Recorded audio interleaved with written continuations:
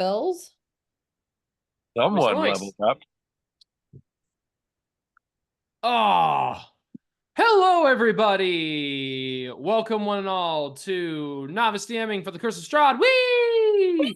I'm your dungeon daddy and dungeon master, Liam, and we got everybody here that's part of the group of adventurers in Barovia. We got Padon, we got Noah, we got Kylah, we got David.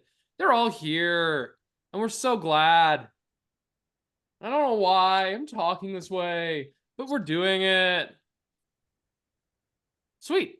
So, hello everybody. I'm very glad to have you guys all here with us. It was almost going Seinfeld. Oh yeah. Almost. Not fully committing. Yeah. Here. We're doing it. It's a game about nothing, about nobody. What's the deal with D&D? Why is that vampire gotta be doing all that kind of stuff? It's always so creepy.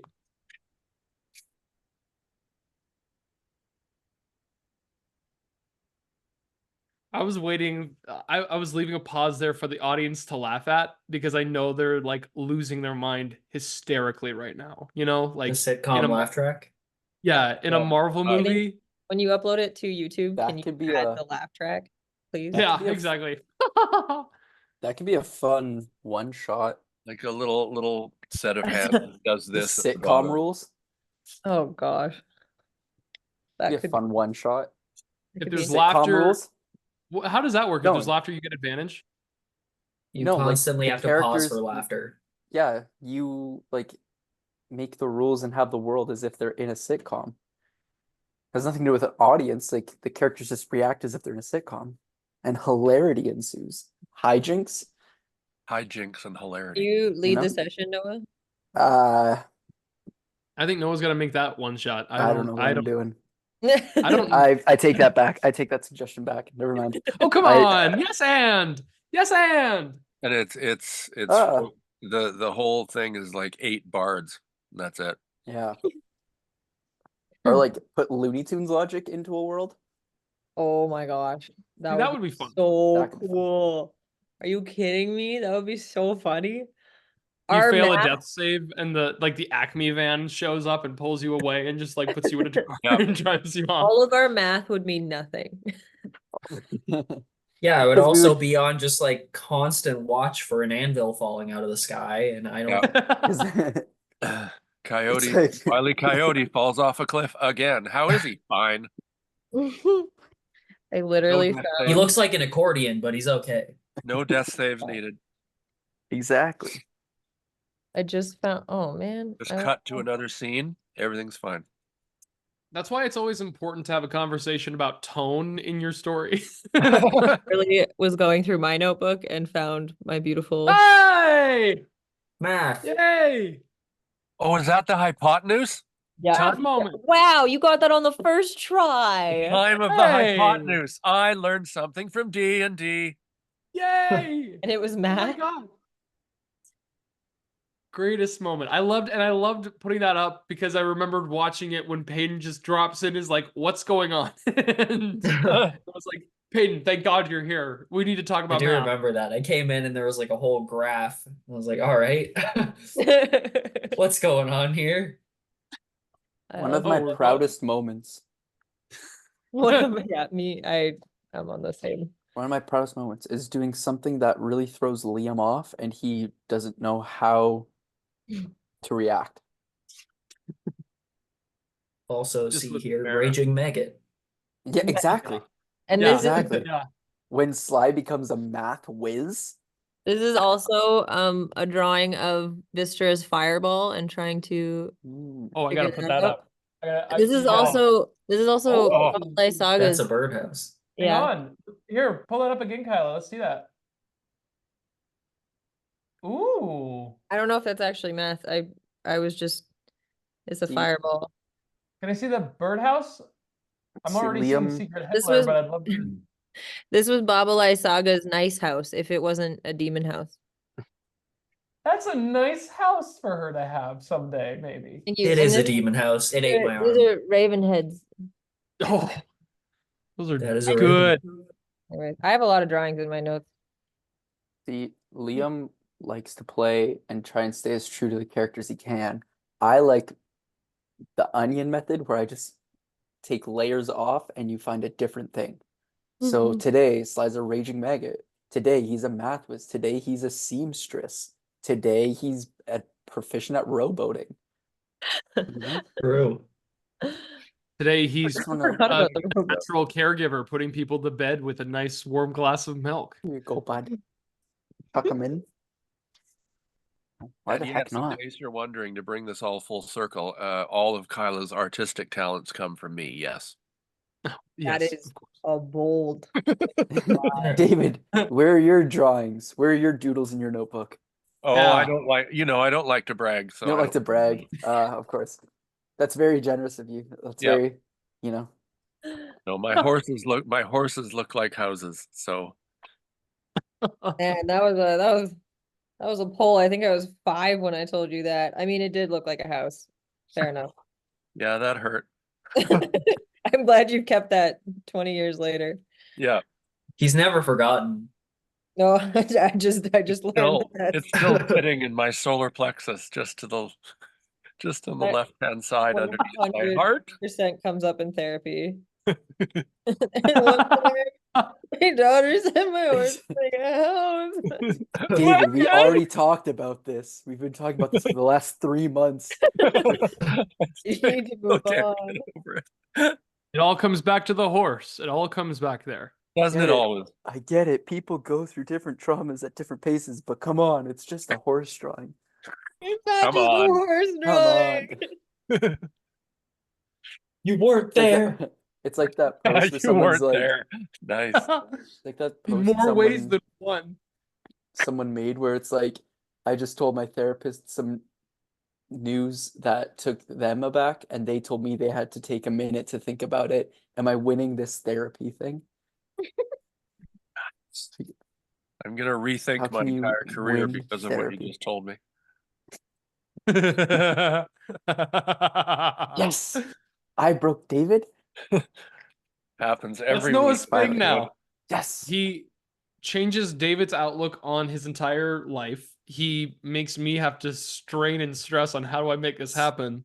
I'm giving up Noah's- the Wilson method. I force people to, force people to bend to my will. If you give a suggestion first, everyone else has to yes and. Yeah, I'm giving up the Wilson method and moving to Arkansas. Buy a little property Jeez. out in the farm, buy a few guns, couple of cows, done. Yes, and Out you'll in be an alpaca Arkansas? farmer. And you would blow up Arkansas. like a balloon. You're so allergic to field and animals. Well, this is just it. Just Exactly. See field. what he did to me? He went allergic to You would field. die. He is. You literally drive into Saskatchewan. You don't have to open the windows or anything. He's exploded. It's not quite that bad, thank you. I'm pretty But sure. You're not far off.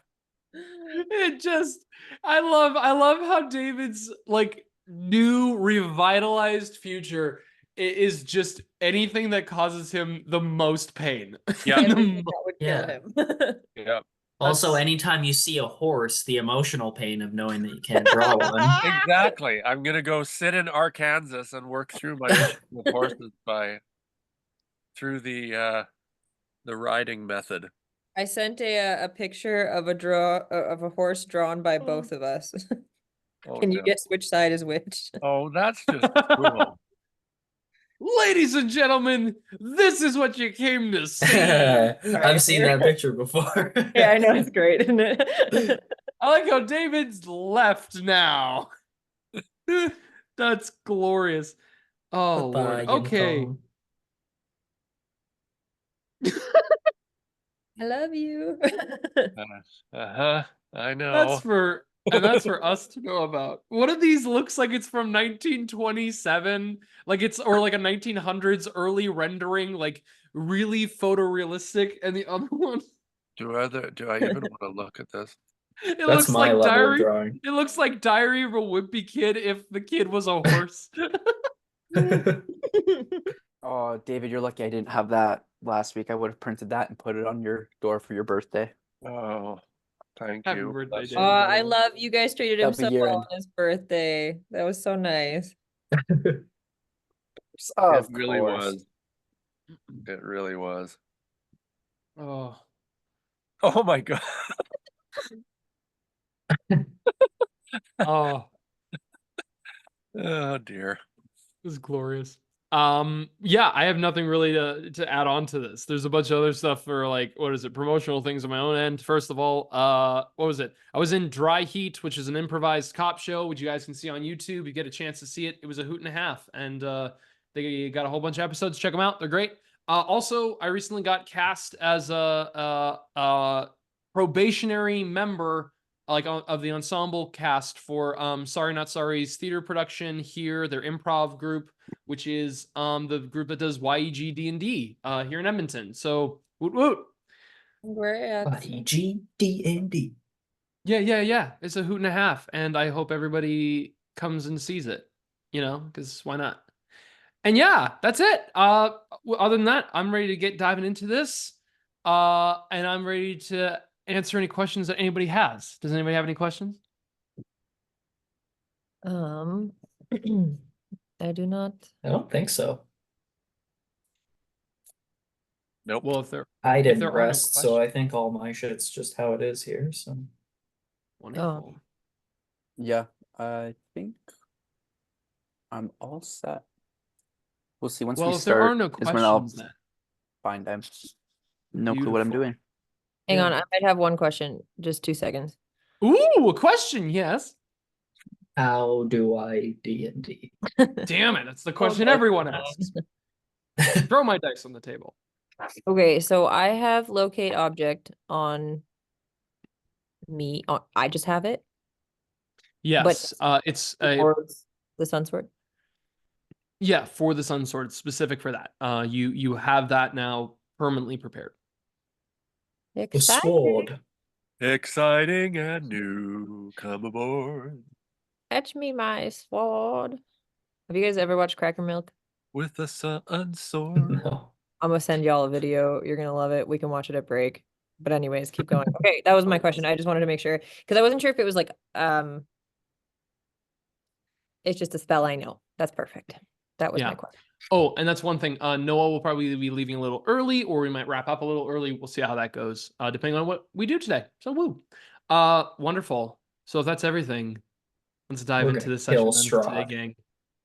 For Curse of We're Strahd. gonna steal the Declaration of Independence.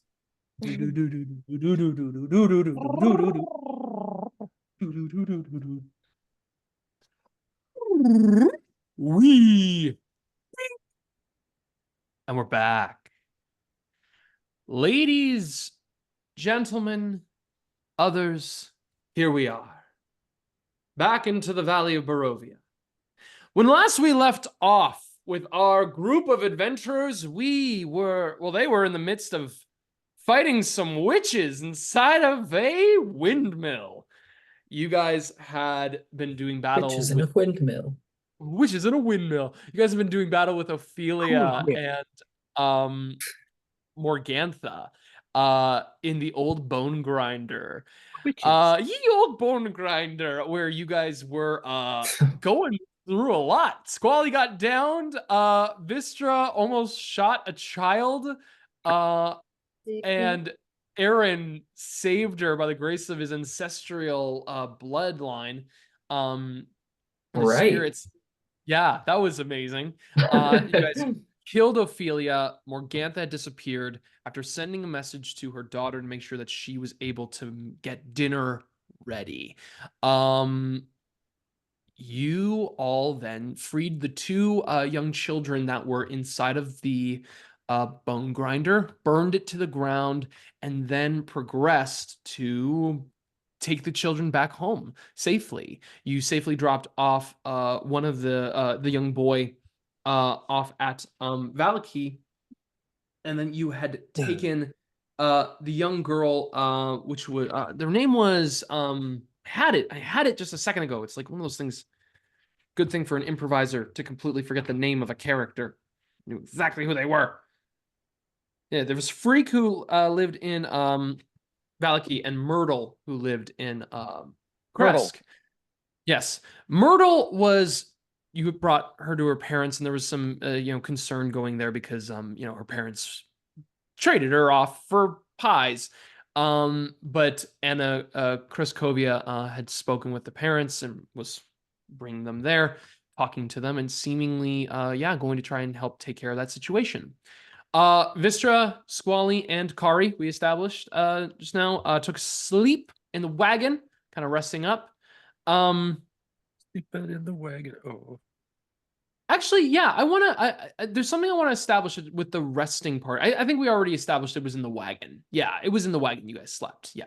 So, y'all slept there. While you did, Eren and Sly had some interesting encounters. They had an encounter with someone who was at the gates, looking to send an invitation to the people of Kresk, and the Burgermaster as well, to attend the wedding of Strahd von Zorovich.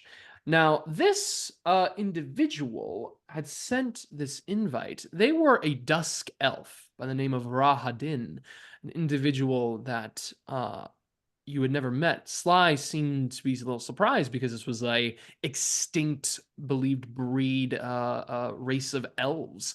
And there was a very intimidating confrontation that happened with Eren and Rahadin, explaining that if you were to displease Bor or at all just not be worth what the master has prescribed to you all in terms of your names and your clout, that he would happily dispatch all of you. I'm trying to remember. I think you guys can recap for me all the information you have about the wedding day, about all that stuff that you all have. But you also went to go speak to Irina in her own little private kind of like quarters that she is staying in a home that she's staying in. When you had met her, though, she seemed to be kind of cutting in between a couple of different lines of conversation. One where she was concerned about this like spirit in the water, and then she kind of broke out of that, and it was like, oh, she didn't even have acknowledgement she was talking to the water. When Squally had woken up, you guys Eren and Sly had a conversation with Irina, speaking to her, and then being able to say, yeah, if you guys wanted to speak, she was very grateful for everything you've all done for her.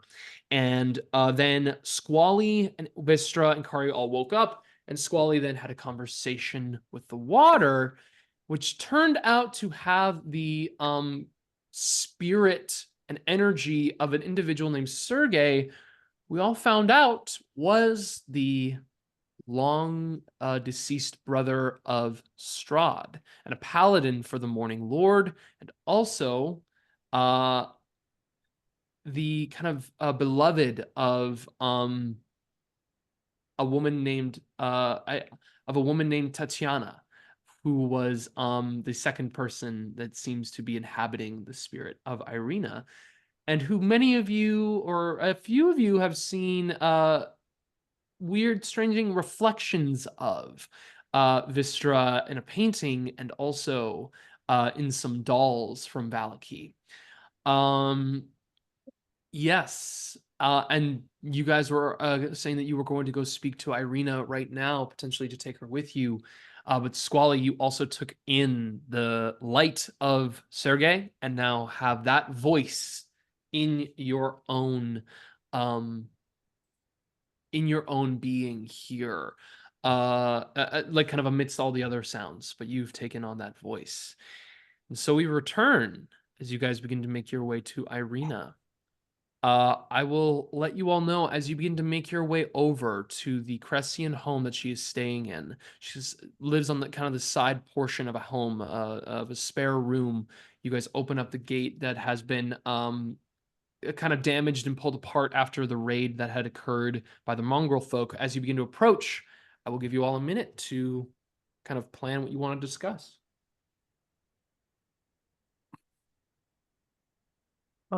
My plan is to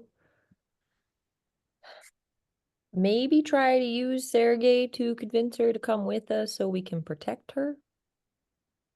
And I kind of want to tell her the truth. I don't know what y'all think, but I kind of want to tell her that Strahd's trying to marry the person inside of her.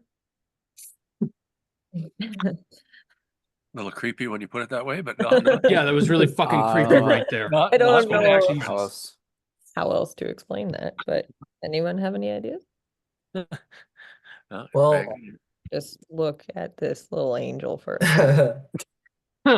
Forget the creepy thing I just said and remember. Here's a cat. Here's the most Distraction. disturbing thing we've heard in a while. Hey guys, cute cat. Yeah, first 5 minutes. Hey, he wants to marry the person inside of you. Okay, Oh, well, he just scratched behind the ears. I also have a person inside of me, kind of, so we can relate, Again, accurate. Okay, does anyone have any other ideas? Ow! Oh, shit. I was just trying to play with my strings. This sounds excellent to me. Yeah, I'm good with the truth. Probably better than lying. I think she'd be reasonable and Benefit to line come with more. us. Yeah. I hope that I don't know if she knows that. Well, I guess we don't know if she's two separate people. She might be two separate people, but she also might not know that she's two separate people. I don't imagine she knows, but I feel like if maybe Sergei tries to talk to Tatiana, maybe Tatiana can convince her as well as Irina. Honestly, we know that she knows, Irina already knows that Ishnuk asked us to help her and protect her, and she was safe for now, but she doesn't know about this in her. I feel like it's important we keep her close and away from the potential of being taken by Strahd for the wedding. Yeah.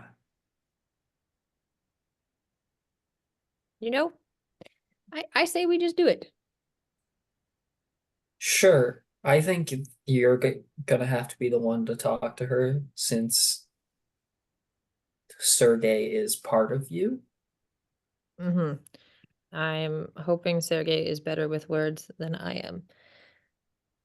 So You're Sergei's great with inside words, of you. Squally. You're doing fine.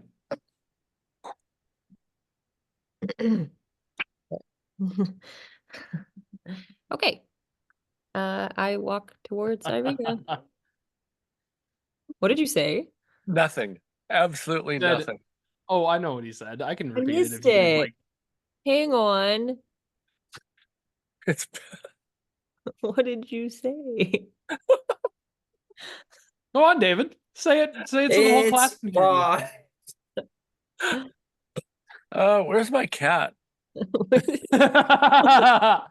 What did you say? So, you guys Mine's right begin. here. Hang on. Tell me. Don't just leave me out of this. Well, it's out of time now, but I said, oh, so that means Sergei's inside of you? Yeah, I see. Yes. See, I Sergei told is you it's inside not me. funny anymore, but it Don't was be funny at the weird moment. about it. Sergei's in me. Deal with it. Yeah, deal with it, Dad. Sergei's Deal with it. inside of. It's only awkward if you Sergei- make it awkward. Well, that's my middle name. DM, Yes. just curious, does Wystera have any knowledge? I'm going to use the wrong word for D&D, I think, maybe, I don't know.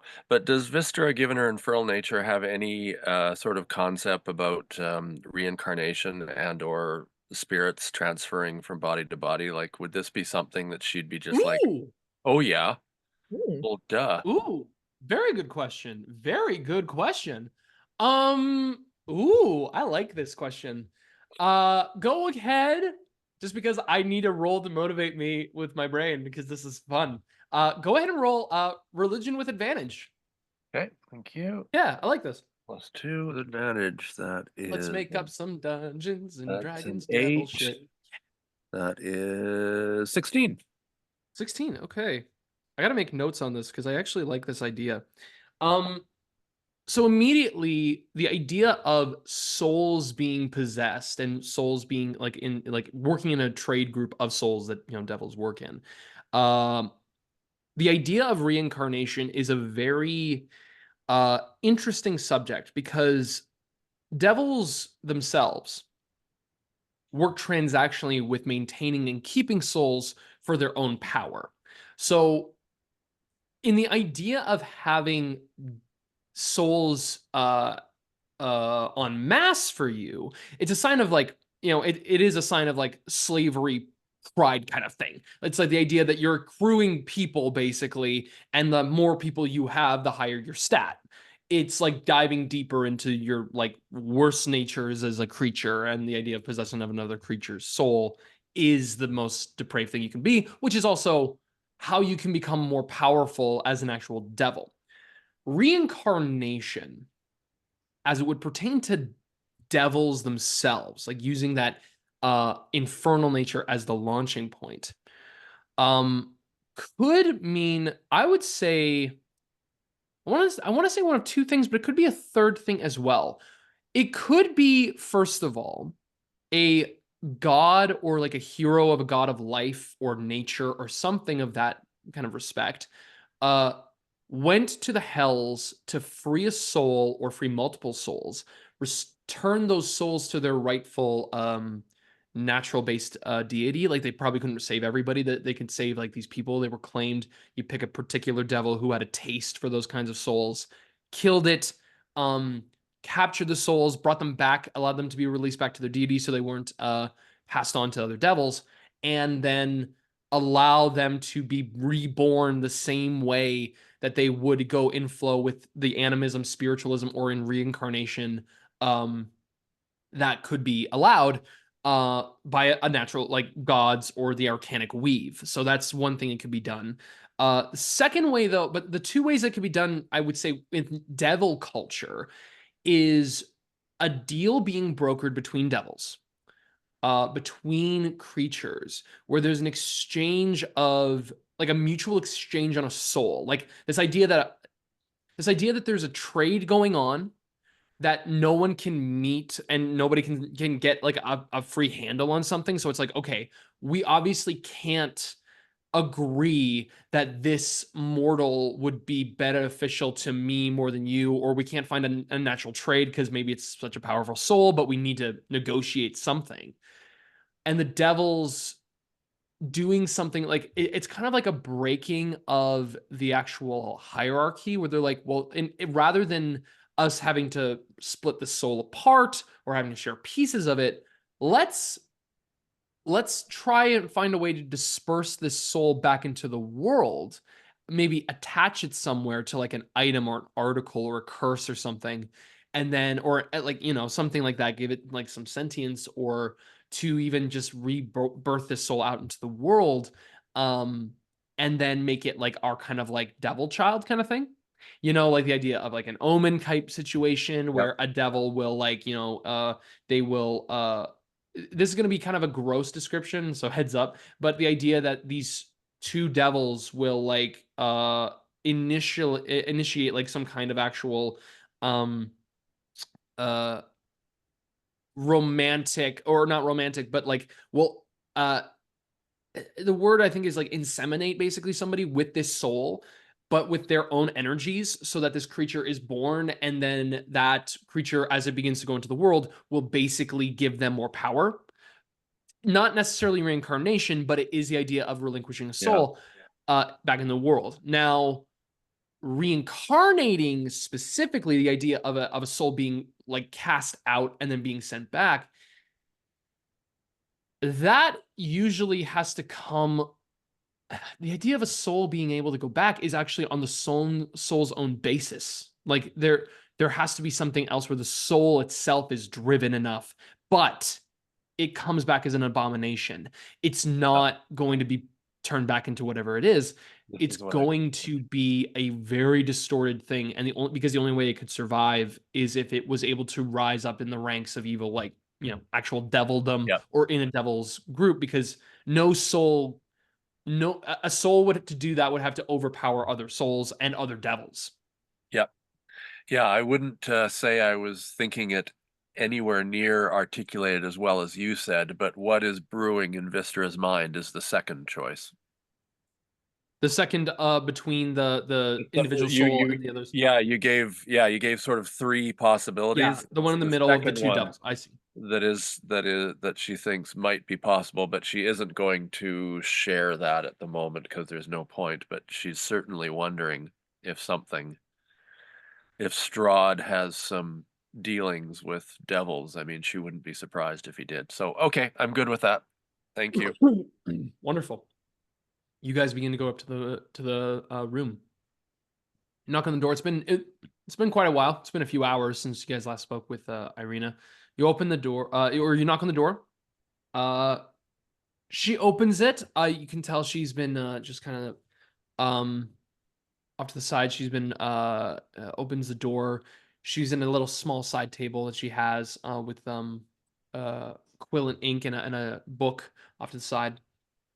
She opens the door. She says, "Oh, hello again. Yes, I'd spoken to you both before. I'm glad to see you two were able to come here. I'm sure your comrades here had expressed what I had said before, and I just wanted to say thank you once again. Is there something that you need from me at all?" Yes, in fact. Do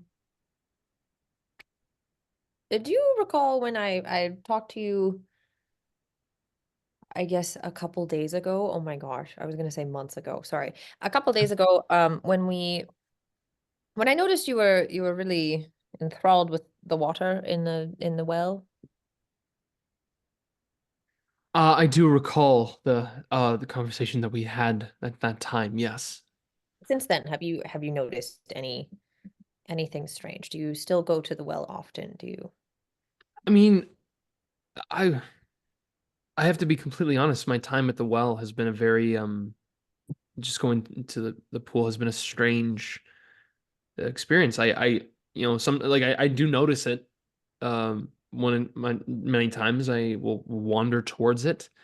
But it feels rather brief. I myself don't feel as I don't feel I spend as much time there as anybody else does. Myself. Would you say this brief timing has something to do with a loss of memory or a loss of time? You're finding the time goes by quickly. I mean, there are some days where I'm a little bit surprised, but I mean, it's either dark or becomes darker at one point in the night, so nothing really feels as if it passes by too quickly. But I never can tell. Sometimes I can tell it's rained and I'm in like, oh well, goodness, I have to go dry off after that, or find out, oh well, guess I've already dried off enough. Happens that way sometimes. Understandable. I don't mean to walk around the bush, but I also don't want to alarm you. But I think there was something that was speaking to you, but maybe not you in the water. And I have spoken with it myself. Do you mind expressing to me what this thing that you've spoken to appears to talk to you about? Primarily that Sergey. His name is Sergey, and I don't know if that resonates with you in any way. However, he talks that he is slowly, his light is being taken. He's breaking, and he needs someone to help him. But he often perhaps tells you, if this rings a bell at all, that there's a love he feels for a woman. Anything coming up for you?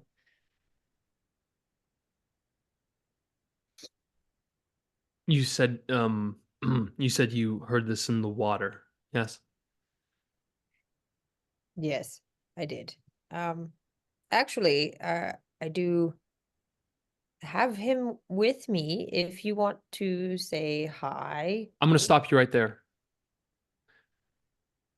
I don't know what it is you've spoken to. I don't know what it is that has taken an interest in me or is expressing there is a love for me. I want you to be very careful with what you share, and I want you to be very careful with what information you give to that. Do you understand? In no way. Sorry, do you know do you know that you're to Listen, wait for listen to me, listen to me, listen to me. I am not blaming you. I'm not upset at you. You've all been very kind, very generous, and gone through so much for my own sake and for the sake of everyone else that I've seen you interact with. Whatever has been speaking to you about me, you need to make sure you repel that. Anything whatsoever. You've only been here a short while, but I have been hunted after by one man, by one thing for so long. And if this is another trick that they are doing and trying to bring it to you, then I want you to understand that this is a tactic that they are trying to use you to get through to me. Irina, I didn't know you knew. We thought you were in the dark about all of this. But what we want to do is protect you from that happening. We know you're being hunted, and we know by who. We do believe that the water person is in opposition and is not a tactic in any way. However, we don't know for sure, but I we am want to telling you help. this. I understand. And I understand you want to protect me. I'm very thankful for that. But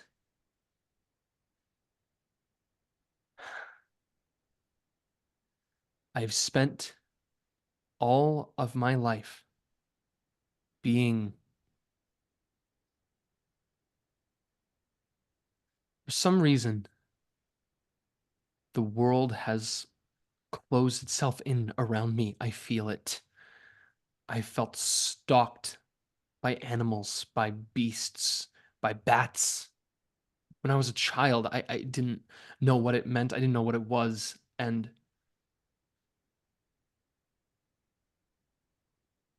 as I was coming of age, I was growing up,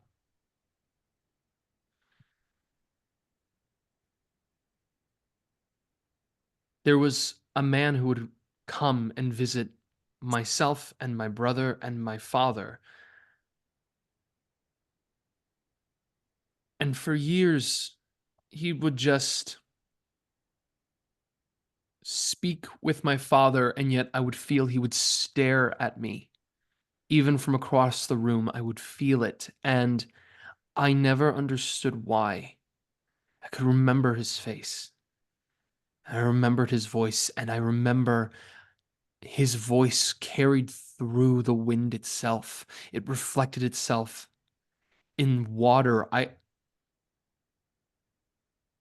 But it wasn't, I saw no face in it. I would turn behind me and I would see a person, and then I would look in the water and there was nothing there. But his voice seemed to come from the earth and the wind, water. Even when I would light a fire to keep myself warm, I would hear his voice carry through.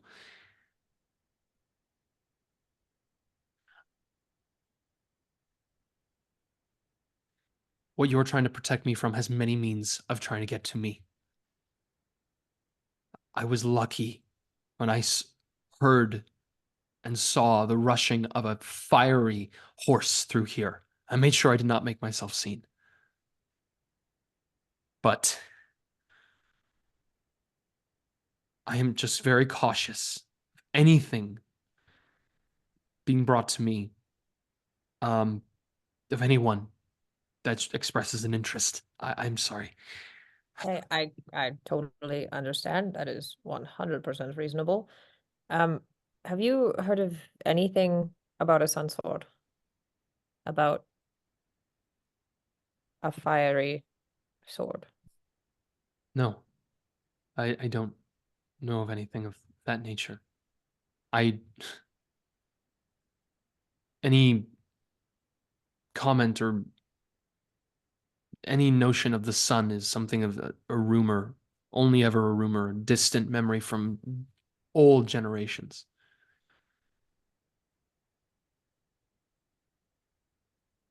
Nothing. Nothing of the names Sergei or Tatiana bring anything to you. I don't know anything about that. I don't know those names. I don't know. I don't know. Um, Tatiana.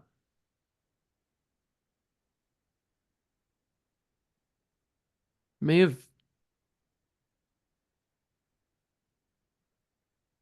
once I heard that name. I was 18. It was the eve of my birthday. And I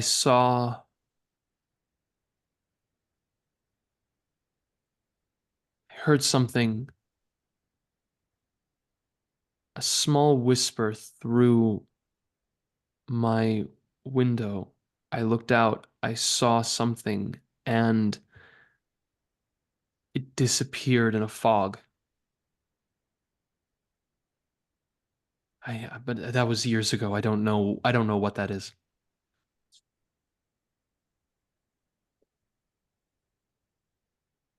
Well, I believe my friends agree with me here, but I respect wholeheartedly your decision to remain in hiding. I don't want to risk exposing you or anything. However, I believe we could protect you if you came with us. However, I understand if you want to stay. I'm asking if you would like our help, but I think I believe the voice in the water that I heard. She places her hands on your shoulders and just says to you, I can see that you're struggling with this. I need you to just let me know what it is that you're asking me. Do you want to come with us on an adventure to find a sun sword and see if it will defeat him once and for all? But if it doesn't, my worry, if it's not the sword that is to defeat him, and if it in some way makes him more powerful based on the information you've given us, I don't want to put you at more risk. I don't know exactly what the best option for myself is. I mean, Kresk is as far away from the castle that I could possibly be, and yet somehow he still found a way to come and find me. Or maybe at least, I don't know, take an interest in this place. I don't know if he knows where I am, but I do know that We'll be going far away to find it, but it could be the thing that defeats him in the end. And maybe on the way we could plan for something, but where is it that you're intending to go? uh well, we don't quite know yet. Into the mountains. I have to do a thing still, but we wanted to talk to you first. It is up to the south, the mountain range to the south. Well, I do have proper equipment that can allow me to travel up there. I have a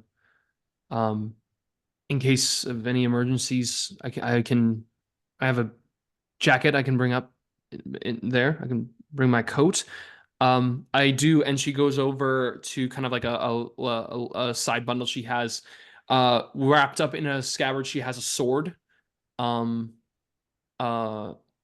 that she hasn't really unsheathed. It looks a little bulky, but it's one that she has with her. She also has this kind of like a fur-lined coat that she has with her. Um, I was gonna say galoshes. I'm thinking like regular boots or something. But yeah, she has that with her. She's like, if we were to travel up into the mountains, I would be able to be prepared. Right. That's amazing. That could all be quite useful. I'd feel better knowing he couldn't just come and get you from here. And I do have faith in this answer at the moment. What you've said is a little disheartening, but maybe we can talk about it on the way.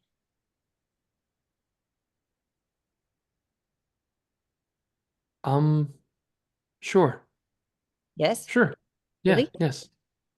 Yes. That of course. No, I mean, I don't know exactly where is safe right now. I don't know if we could even go to Valaki or if that's better or if there's somewhere else, but I think my friends agree, and I'm like looking at everyone, just being like, we want to help. all right. You Wanna let me know help. when it is you'd like to set off, and I'll be ready. But we can't go to Valaki. We can't go to Valaki. I don't think she should either. Not alone. What happened in Valaki exactly? Just some stuff. It's not important. We're just not allowed back, or we'll die. We're not welcome there. Oh, We overthrew the current government, and now someone who's taken over is Nothing major. Just overthrew the We government. took a bad government out and somehow put a worse one in.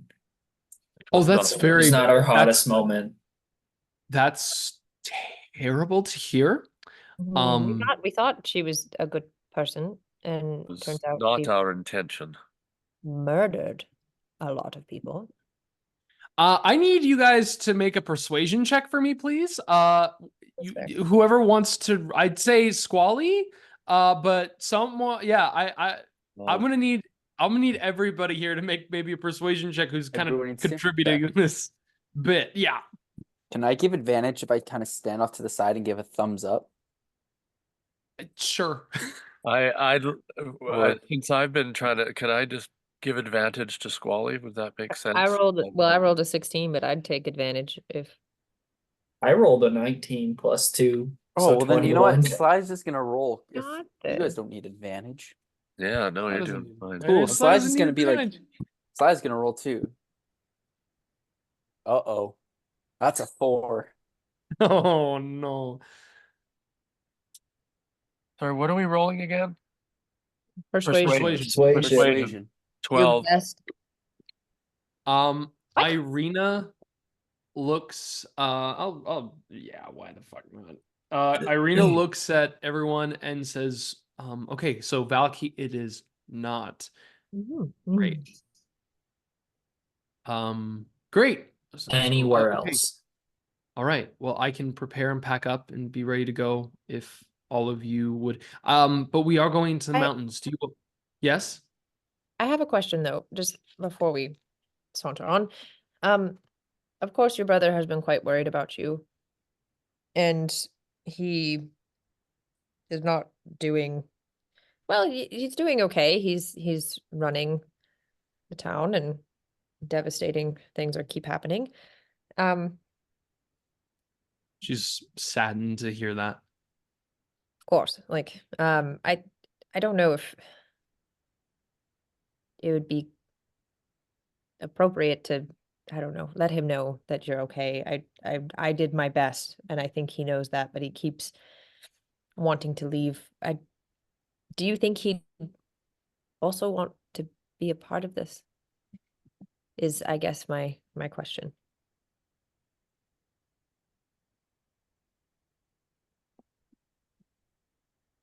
Ismark would, if we were to go together, he would want to make sure that I was safe no matter what. But he would do it at the detriment of probably everyone else, and including himself. That would also mean that if he was to leave the town, though, no one would be in charge. I mean, maybe someone else would step in, but I don't know who would be the next best choice. I don't think there would be a next best choice. I Why want is- your opinion. I think we go and we contact him as soon as we come back. I also don't think we should tell him I'm going. I think that I love my brother, but if he's going to know about this, he would probably be more concerned about everything. I mean, we can tell him when we come back. I don't mean we need to let him know. If everything goes well, tell him everything, and then he maybe will stop worrying about me in that whole process and can be like, oh, she can take care of herself, because guess what? She can. It's just, you know what I mean? It's a lot to have to. Sorry, relate. Kari is just like looking at Irina, just like, yeah. Might I She suggest- actually says, wow, like, overbearing brother, I can't fathom. I can't wow. What a thing. Kari says, speaking of which, I think we should go back just quickly back to the like our hangout house, I guess it is, the one that we can stay at. Sure. I would think we might- suggest we eat something before we go. Yep, the hangout house. All right, I'll find you all at your hangout house. Do you all of you have like mountain gear? Like, it's pretty cold up in the mountains.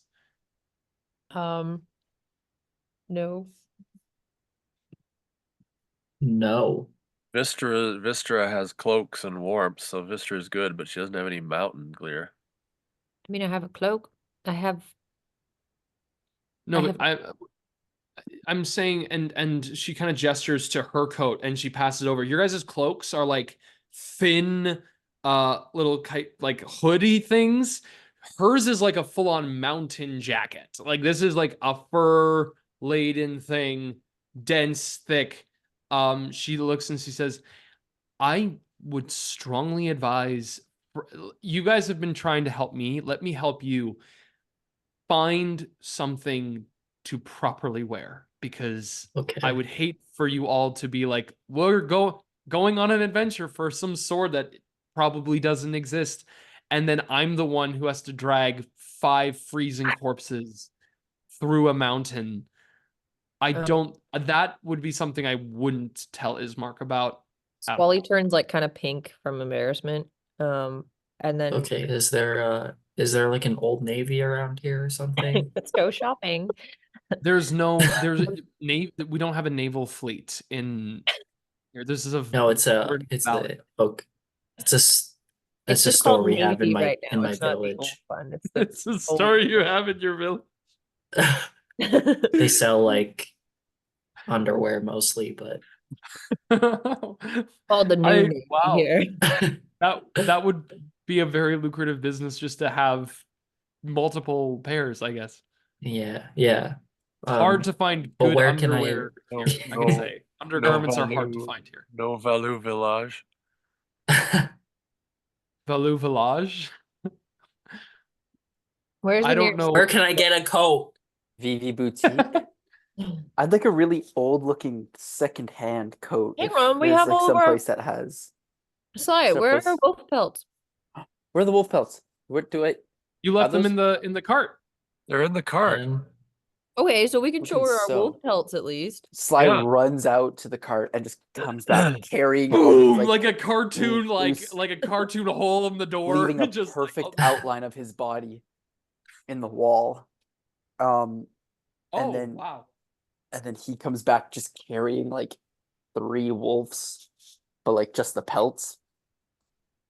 And just like drops them on the floor and say, "These will suffice." You have Aaron a just grade grabs one and like wolf yet? fully immerses No, I himself have in not. one wolf Yeah, pelt. they smell awful, Aaron. It smells Yeah. bad. Yep. Yes, I'm I have warm, but it not smells like properly- dead wolf. Yeah, Wystera looks down at that and says, no. Sly like it's like, "Oh, okay," and like awkwardly picks him. It's like, "Yeah, I didn't even And- No, want. and- I didn't even I want to heard- use these." Like, Irina's like, whose idea no, was that? I think that would work great. They just really smell bad. That's Irina, can I help you gather some coats for us, or do you need some funds? What can I do? No, I'm fine. I have everything I need. I think you all should just spend your time. I'll meet you back at your home. I'll just make sure I gather up all I need, and then I'll allow you all to find what they have. We have someone in Can We you have someone in provide us with a list? Barovia who has like survival gear. They sell coats, they sell outdoors equipment. They have a mercantile business. Mercantile Equipment Co-op. Yes, I believe their name is Mercantile Village? Their name is Bill Draft. Explosives. Yeah, they have Bill Bosh. Drafts. Yes. Oh. We already spent a lot of money there. Oh, really? Yeah, I Oh, guess that explains a lot. Bill Draft has very high prices for a lot of like foreign folk. It's very expensive, even for a lot of us here. But you know, we find what we can like essentials, but it's difficult. Well, he has coats. Yes, he would have winter coats, winter shoes. He would have climbing gear. He would have plenty of things if we needed it. do you Let's think go. Are we gonna need climbing gear? I don't necessarily know if we have to climb up the mountain. I'm not 100% sure. That was not my impression. My impression was I think it was just A a path that we stay on, right? there is a path, is my impression. isn't it better All to right.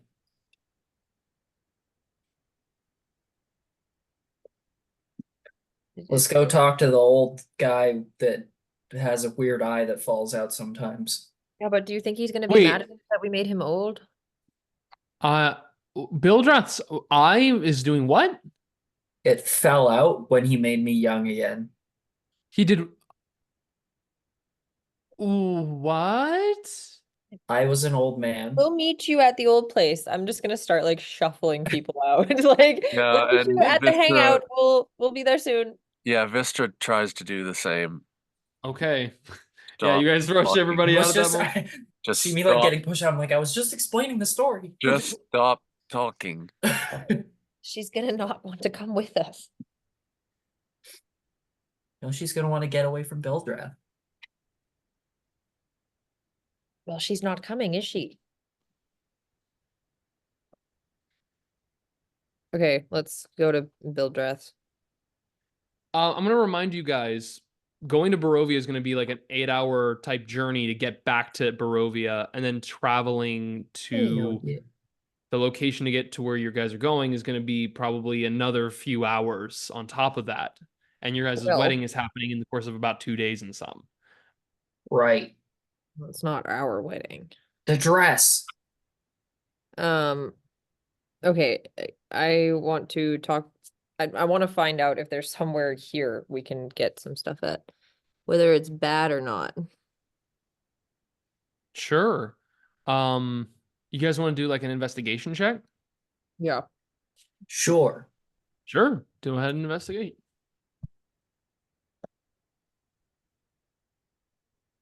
I have 0 investigation. Do Yeah, I an got investigate- 10. You do an investigation 15. for flu flames? That'd be great. Flu flames. 16. 16.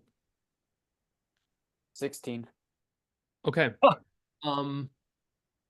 I would say Eren, Sly, and Wystera. What you guys kind of acquire is that you guys could go to build drafts, and you're like, yeah, let's go to build drafts. Fuck, that's a long time to go there, and Yep. being able to go there, it's unfortunately one of those things you guys kind of miss the boat on. But you also realize, Irina has her own jacket, and you guys are in a very resourceful town. Bunch of people are probably able to take care of their own selves. Plus, Sly has the wolf pelts, and they could be like skinned. The flesh of them could be skinned out. You guys could just take a little time to make sure that the rotting portion of it could be done to the point where it's like and if you found some thread or something like that, you could maybe makeshift some kind of like big over poncho thing. It's not going to look pretty, but it could be something that could sufficiently be warm. It would just like you'd have to rely on like a seamster or something like that. But you could go house to house in this village. There are a lot of resourceful people, so they probably do have like weathered clothes, like probably ones from animals, like ones that are well taken care of. There's even one person who does like have some sheep, who does have like, shears their wool. Now, the one thing you guys also do know too is that going around town to ask people for jackets for yourselves, you'd have to probably it's a level of personability. So it's something where you have to be personable enough, and you have to negotiate with the people and talk to them. Well, that leaves Wystera out. Eren can do it. Oh God. I think both Eren and Squally would be an outstanding pair to go door to door. I'm friendly, but Yeah, I don't know about charismatic. I don't think Sly's the No. choice for it. Or Wystera. So Wystera is suggesting that the Kari? Kari. I'm just gonna go start knocking on doors then. No, but Okay. Kari's a I- child. Maybe she could be charismatic and sweet. Kari, I can was you be gonna go sweet?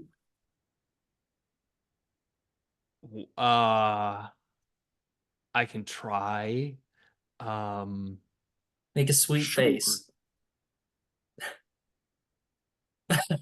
I Perfect. Does that work for you? Does that work for you? Huh? Perfect. God, I hate this. All right. So Just what, we're act gonna like go. me. do you think Oh, we okay. should give you some funds in case? Funds? Yes. I don't think Everything's money's gonna friends. work here, Wystera. You Like, sure? look around you. There's people like, what are they gonna spend money on? Yeah, I don't think the English, these people really care about money. They grow shit. They got animals in the back. They got kind of everything. I don't think they use money for anything. I think we just ask for their old things if they don't use them anymore and see what we get. You mean Eren and I? There's no other we in this situation. You guys have fully. I'm doing it too. Excuse me. Okay. Well, it sounded like you were putting the entire process of this on a one-armed halfling and a Hey. child. So, I no think offense. It's well- just, come on. Like, seriously. Well, you know for a fact that Sly and Wystera are not. They might be more inclined to give me something because I have one arm. Oh, that's so This is true. strategic. We have a war amputee and an orphan child. Like Okay. What does that make me? A bird. A bird. a bird. It makes you a bird. Okay, well, let's start.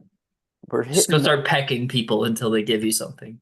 No, just be Number kind. one. All right. Pecking We're going order. to play this out in a couple of different ways. So, first of all, Eren, I want Mhm. you to just roll.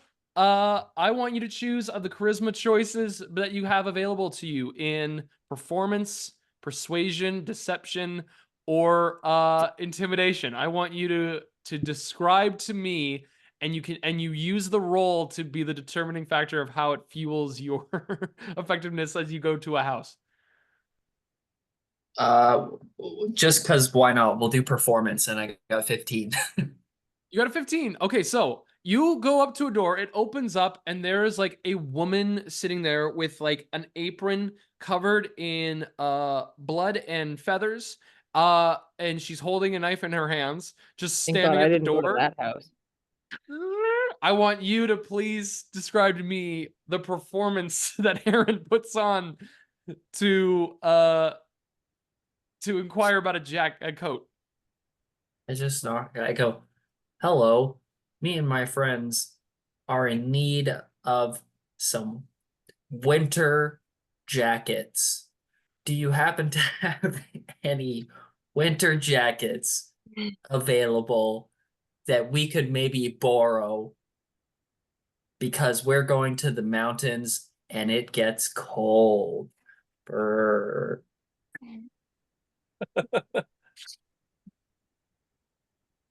The woman holding the cleaver in her hands stares at Please you, don't hit me with that. sinking in your face. She The idea she that you just looks- went brr because you don't have both hands. Yeah, Of that. this one was She- like, brr. She looks at you and says, "Are you cold now?" Not particularly, but I probably will be when I'm in the mountains. You'll be cold when you're dead too. That's a weird thing to say to somebody. She turns like her back. She slams the meat cleaver like into like a piece of wood furniture. She turns around, walks away. As she goes in, you just see like fall out of her like apron pocket a chicken head, just kind of like rolls over, looks at you in the eye, and she comes back with a big jacket and a set of boots that is spattered with blood, and Sure. kind of brings them, says, "It is always a bad idea to have a corpse be cold before it goes into the ground." And she tosses them on top of you. And she then walks away again, and then she brings a smaller jacket, like not like big woolly one. This one is like kind of just like kind of like a gray fleece kind of thing. She said, "My son didn't have a coat on when he wandered past the wall." Oh dear Oh, God. well, that'll probably fit me. She gives you the jacket, and then Look, a she cow. takes out the meat cleaver, staring at you. Also, can I have that chicken head? A growing boy always needs a snack and gives it to you. Oh my gosh. Oh, Just gonna put it chicken in the in my little bag just because I wanted it. Wonderful. You have one adult size set of clothes for winter and a child size. Well, I can fit in the child size. I don't. How big is this? Like, is it Sly size? Is it Wystera size? Like, what are we It talking? can probably fit any, like if Sly wore it, it'd be like a healthy V down his chest. But A yeah, deep if V. deep V, it'd be pretty big on Squally, but yeah, but it could still fit Squally. All right. Healthy Well- V, Jesus. Does anybody want this coat and boots? There's only a little bit of blood on it. Vista and Sly and I aren't there, correct? I mean, everybody's kind of gathering at this moment. If there was anybody else who wants to go and do the jacket scene, do a jacket Yeah. scene, they totally can. I think we Currently need at s- least I will. 3 more. I think that went well. I got 2 coats, 2 sets Yeah. of boots, and a chicken head. That's because That's- Vista wasn't there. I think Vista is behind. He doesn't want to scare people. Currently, Sly is Well, you're flushing the still wolf hides. around. Oh, okay. All right. Yeah, we're just not going to the doors. We're just standing in the background right now. Okay, got it. All but right. I don't wanna- think that woman would have been scared by either of us. Kari's Well, like, okay, so you want me to go off? I to thought the she was house gonna and kill do me this? for a second. yeah, Yes. fair. Yes, Kari. right. I will Kari goes also off. go. Also, Slide's gonna flush and clean the wolf hides. Okay. Yeah, go ahead and you don't have tools with it, but I'm gonna say go ahead and use your add your wisdom modifier to this slide. Just a straight roll. It's not a proficiency. It's just a wisdom modifier. Vistara still has one of her throwing daggers. She'll help. Okay, yeah, Vistara is gonna give you a help action, so you go ahead and roll with advantage there, Sly. Thanks.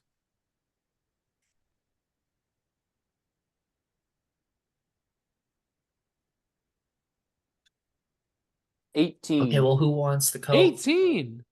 Nice. So, in the process of removing the try it on. flesh from these wolf pelts, like I said, being able to get them properly stitched together, you'll need to get probably just some thread or some needle, but removing the flesh is easy enough. It does take about an hour's time to do so. But how many pelts do you have? 17. No, we didn't skin them all. I think. You 3. can pull that number yeah, out if you there's 3. Yeah, 3 full-size wolf pelts. 17. And yeah, 3 full There were size 17 pelts. wolves. There were. With an 18, I'd say you could clear out all the flesh cleanly from 2 of them, no problem. And I mean, you just have to would stitch them together in some way to make them functionally well. But if you want to commit a little bit longer time, maybe just an extra like half an hour, you could be able to get the other one. And functionally, they would be good to be used as like a heavy cover. The problem would be if you ever got into a fight. Like if you got into a fight, you'd have to remove the actual wolf, or it could fling off of you, basically. So you could just have it on you for warmth, but it would not be effective combat kind of stuff. All right, I'll take the time to clean the other one. Okay, great. Taking a half hour. Kari comes back after a little bit, and she's like steaming. She's like, ah. Okay, so that didn't go well. Because you weren't sweet enough. Look, okay, I went over there and immediately, like, I don't know what it was, but I understand the need for day drinking, but it's like what? It's drinking in the evening. me Someone was too. drinking some wine or something, and they just said my smile looked like I carved it out of like on a fucking squash. And I was like, excuse me? And then they didn't just like say that. They progressed to get a squash and took a knife to it and started carving what my face looked like when I smiled. And I was like, I don't appreciate that. Thank you. And they're like, well, I don't appreciate that you ruined my squash. And I said, you carved the squash. Do you have the squash? I punched the squash. Okay, I punched it. Can I see the smile that you used? I didn't bring the squash with me, Eren. I punched it, and I left it I'm there. saying demonstrate with your face the smile that you used. Vistara has to turn away. Yeah. There. Yeah, squashy. A little squashy. Oh, Eren, no. Okay. We're trying to help to make it easier the next time. Don't worry. Just Yeah. let's practice. It's coaching. Let's practice your smile. You need to learn how to be a little more personable. Cue the training sometimes. montage. I would like to learn where my brother is, not how I can smile better when I meet the fuck who sent him where he went. We'll Cue get the there. training montage. Here's the thing thing, at a time. though. You might need to use the smile to get to the person that has your brother. I don't appreciate you telling me I need to smile better, first of all. I really don't appreciate that, Eren. We're not You'd be a lot prettier if you smiled. Oh. Oh, God. No, I didn't actually say that, by the way. That was the just... squash juice is ringing on her hands right now. And one party down. I Anyways, think we're you'd not, look a lot no. prettier, Aaron, if you had one, like, no arms. I think that'd make We're you I was not- gonna say, I think I might lose my freaking other gorgeous. Hey, if Oh, you took so your you have- glasses off, maybe you'd be Listen. prettier and people would give you stuff. you arm. have Exactly. a beautiful smile, Kari. We just need to manipulate these people into giving us stuff. That's all. Don't, yeah, think of Okay. it as lying to get what we want. Okay. Give me a minute. And she goes away off again. Okay, Squally is also gonna go to a door. Okay.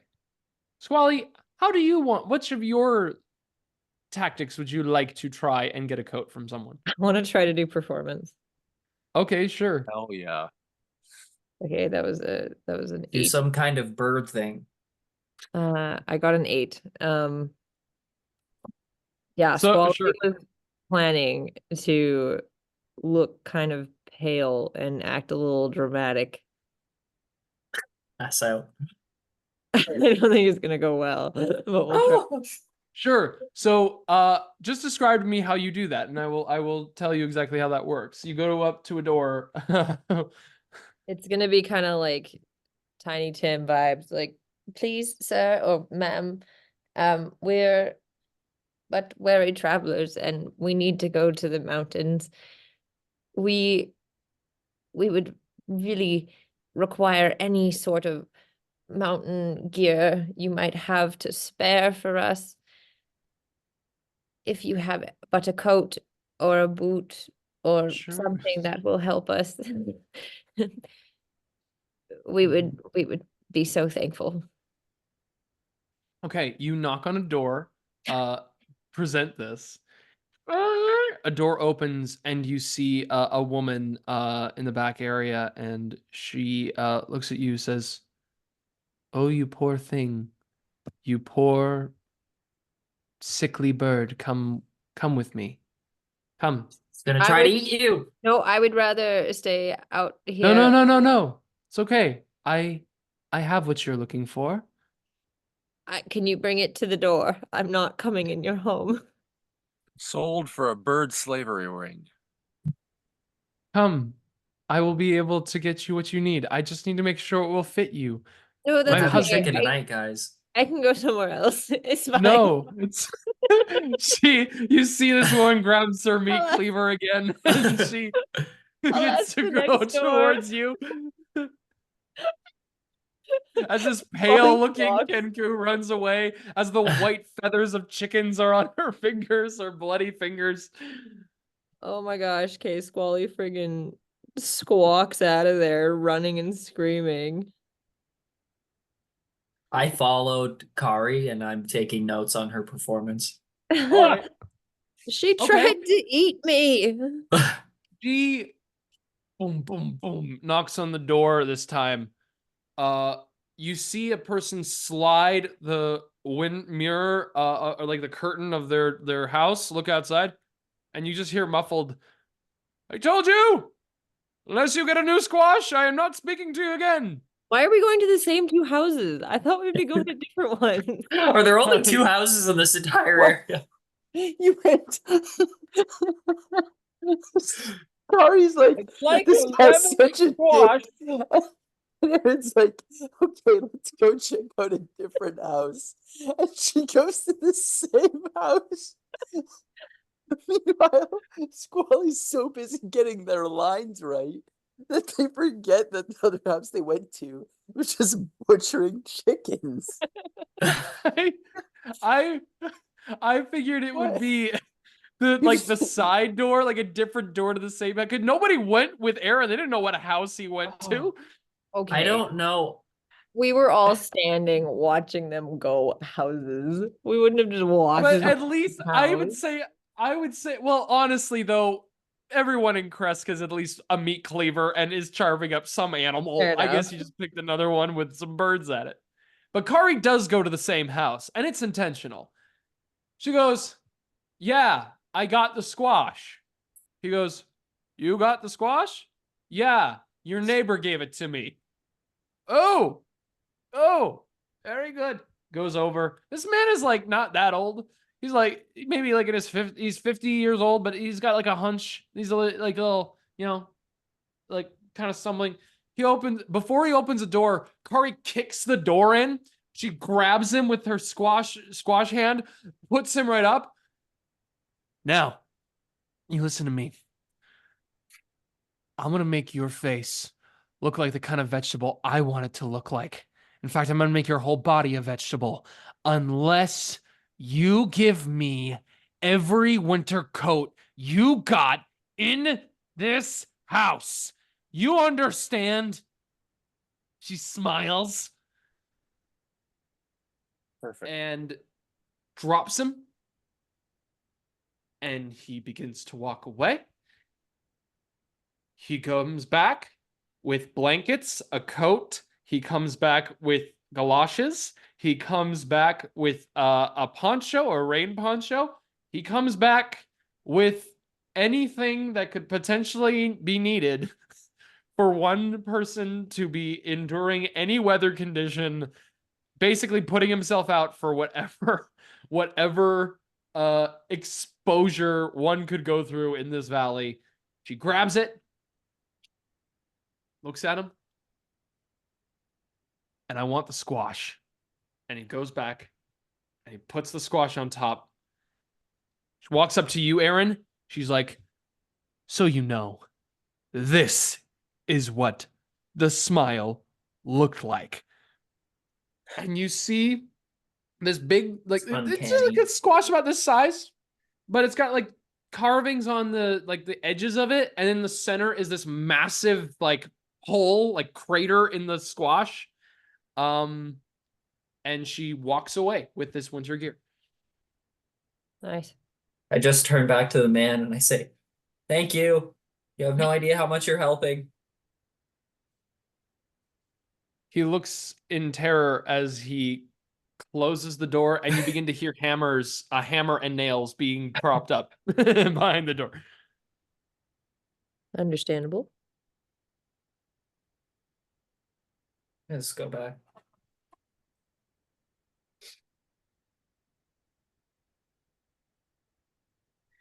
Say, you know what, Kari? It's not how I would have done it, but it got the job done. Yeah, it got the job done.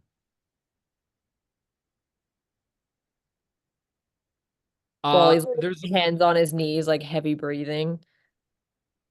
there's a moment when you guys see coming down the road the woman from the house holding something behind her back, walking intently towards Squally, making their way. Oh no. I hide behind Kari and Eren real fast. Yeah, I'm gonna like interpose myself. Okay. They begin to make their way over to the bird. Hello? As you guys are in between.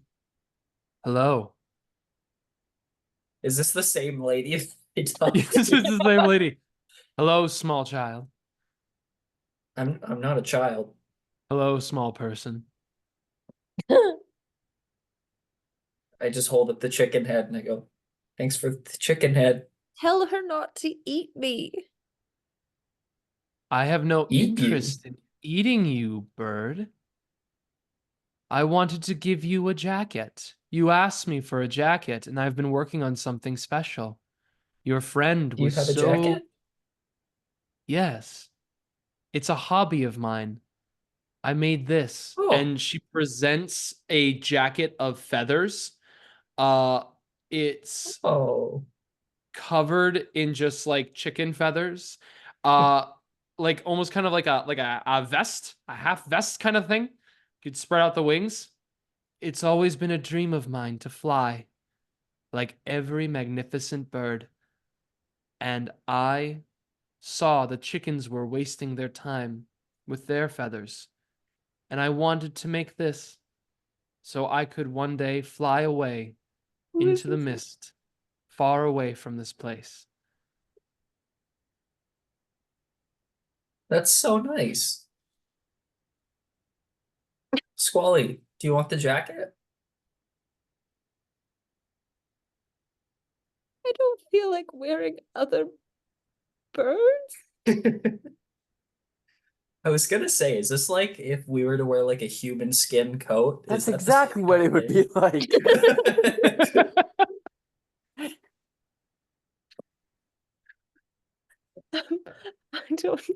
don't. She's gonna. You're like, I Eren's give like, you the jacket, the like kid's jacket. I don't know if it'll fit you properly, and I'll take the bird jacket. I'm kind of skinny. Yeah, the kid jacket does not fit Eren- Squally. It won't. I don't think you But have a choice then, Squally. the bird jacket goes over top of your shoulders, Eren. It's rather nice. It actually fits you better like a big bulkier coat, but the woman places it on your shoulders very gently, and she says, I also saw that your friend doesn't seem like they're going to live very long.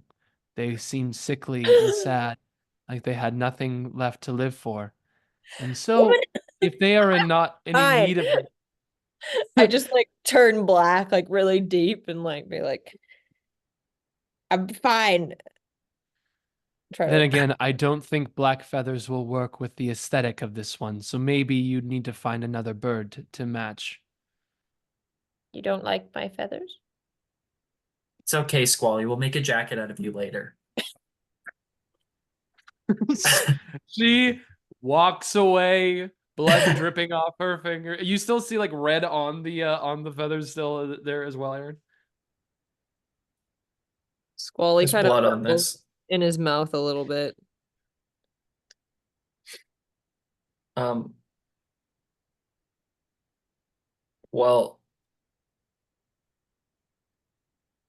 are you sure you don't want this coat? I mean, someone else can wear it. Then we're gonna have to get you a coat. How many coats do we have now? Will the kid's coat fit anyone other than me? No. No. But how many coats did Kari get? Kari got one and then a bunch of other gear that could be like ponchos and stuff like that in case of heavy rainfall, like any kind of like flooding. She got swamp attire so she could wear that in like trudging in a swamp. She like mucky days. She got a lot of stuff. Yeah, we still need 2 coats though then, because we've got 1 adult, 1 kid's. Well, we have the bird coat. Does Wystera or Kari want the bird coat? Kari's like, I'm not touching that fucking thing. Vistara tries it on. Does it fit? It fits. Yeah, it's disturbing, but it fits, and it's not necessarily terribly like too warm, but it could function and work. Probably best not to, probably best not to like stay out fully exposed for a long time, but for a short little while. Like the best way I could say it, it's like an autumn jacket. Well, Vistara has seen a lot worse than this, so at the moment, I will put it on if we cannot find anything else. Unless it disturbs you, Squally, in which case we will get rid of it. We will perhaps trade it for another coat. How about that?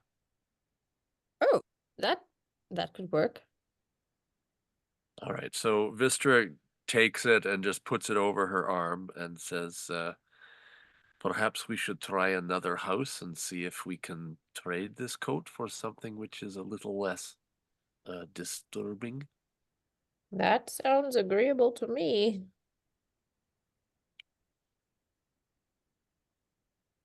So am That's I not a going bad to idea. have to go to a house to get one for my own size?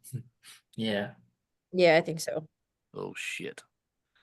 All right, is there another house that isn't one of the houses we've Yeah, a gone to different already? house. It's not one of DM? the 2. Yes. But on This is going to be a persuasion check, unless there's another thing you want to try to do with the jacket. If there's another tactic you want to take. I believe the best tactic Vistara would have is something else besides her. So I believe my attempt is to persuade to go up and say we are in need of a jacket and I have something here to trade. This is, and then Okay. do my try to Okay. smile awkwardly without opening my mouth. Sure. Persuasion check. Okay. But you promised me having a new house, DM. You're at a new house. Yes. Yes. Just checking. Thank you. And the bird lady comes out of this house too. She ran around the back and ran. She owns 3 properties. That's a 14, DM. 14. Okay.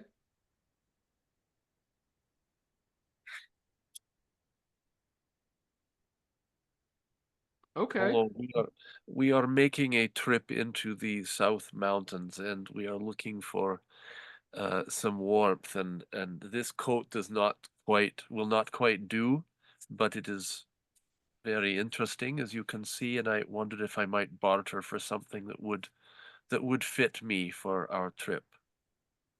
Great. You open up the door. There is a woman in front of you. She's like a kind of a shrill-looking, manic-haired person. She's like right in front of you. Ah, you have a coat. One moment, please.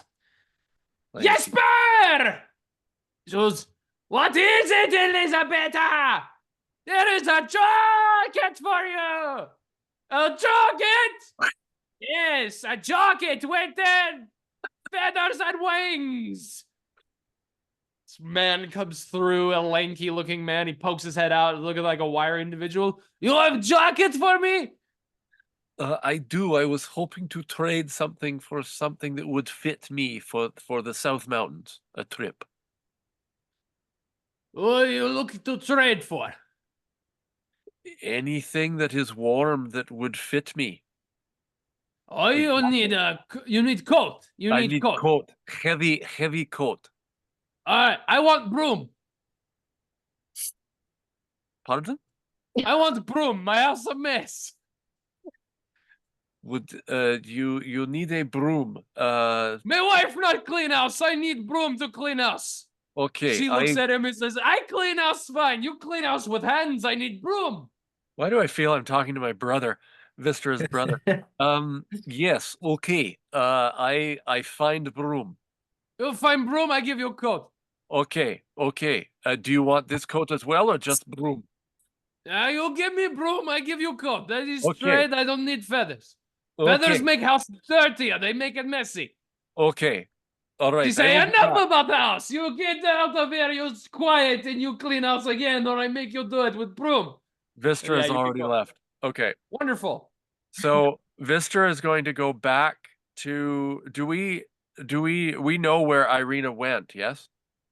Irina is at her side house. Like she's gonna be making her way. She actually finds you guys at this point in your guys' prayer. She's like, oh, have you made it to your hangout house yet?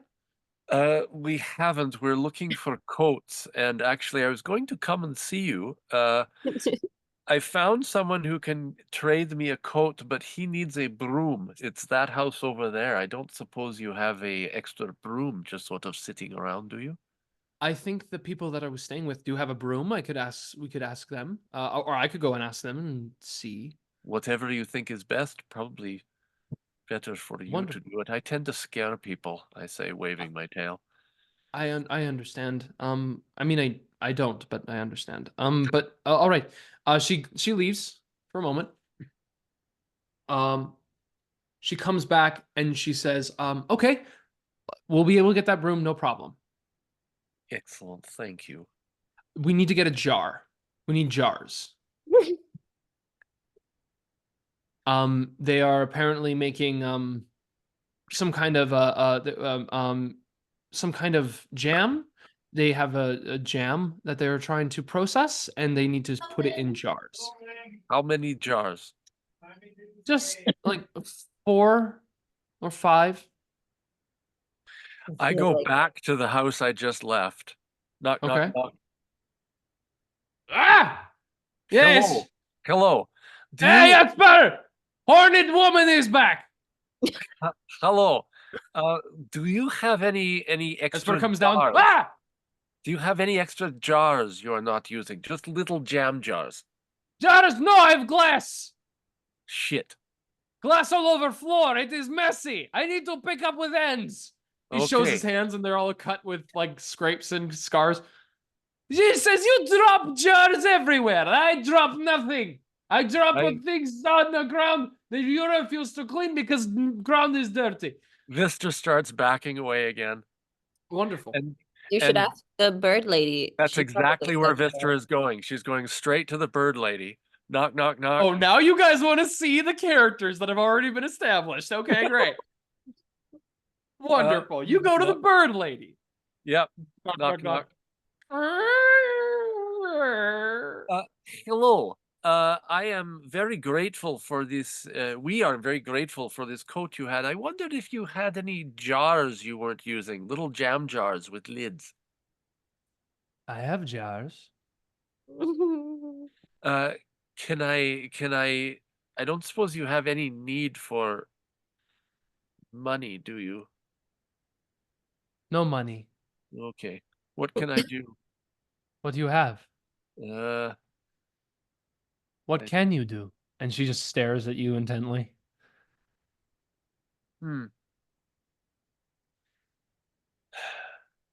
Well, what do you need? She gestures for you to come inside. Yeah, Vystera goes. No. You begin to go inside the house. You go down the steps into her basement. As you begin to go downstairs in the basement, you begin to hear like you hear a bunch of see a bunch of chickens moving around in crates. There's a bloody a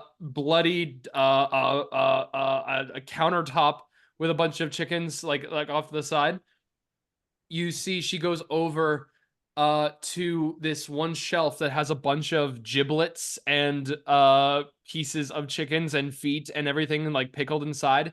She grabs 5 jars off of it, and then she puts them off to the side and begins to transfer the stuff into clean jars and begins to put all the contents and then gives you the used jars to pass off as she just begins to transfer into clean jars and gives you the used ones as she begins to transfer this. But then she says, looks at you. She says, I need you to take that for me. And she points in the corner. You can see that there's all these chickens around here. And in the corner, you see a single duck. Quack. Quack. I need you to take that. Can you do this? Just take it away? Quack. Yes. Yes, I can do that. Good. Take it. I pick up the duck. You take the duck from the cage. Quack. And I Quack. sort of cradle it with 2 hands with the It's jars. it's got like brown feathers and a bill. Yep. And I walk up the stairs with 5 jars and a duck. She goes over to a cage and opens up one of the things and grabs a chicken by the neck as she watches you leave. You go up. You give Irina the jars. Yep. She's disgusted. But Going walks into a bar with 5 jars and a duck. she takes the jars from you. She's like, I'll go see. What is that? It's a duck. Okay. She walks away. The jars. She comes back with a broom, like a bristled broom, passes it to you. Outstanding. Thank you. I go to that house I went to with my broom and a duck. Wonderful. You open up the door, or you knock on the door. Elisabetta opens it up. Huh? Jesper, your precious broom is here. You want to sweep around the kitchen? Maybe then you'll sleep on the ground. And she's like, take your broom and show you what to clean. She takes the broom. The two of them are arguing over the broom for a moment. He takes the broom from her. Yes, thank you. Yes. What Are you is okay? that? It's a duck. A duck. A duck.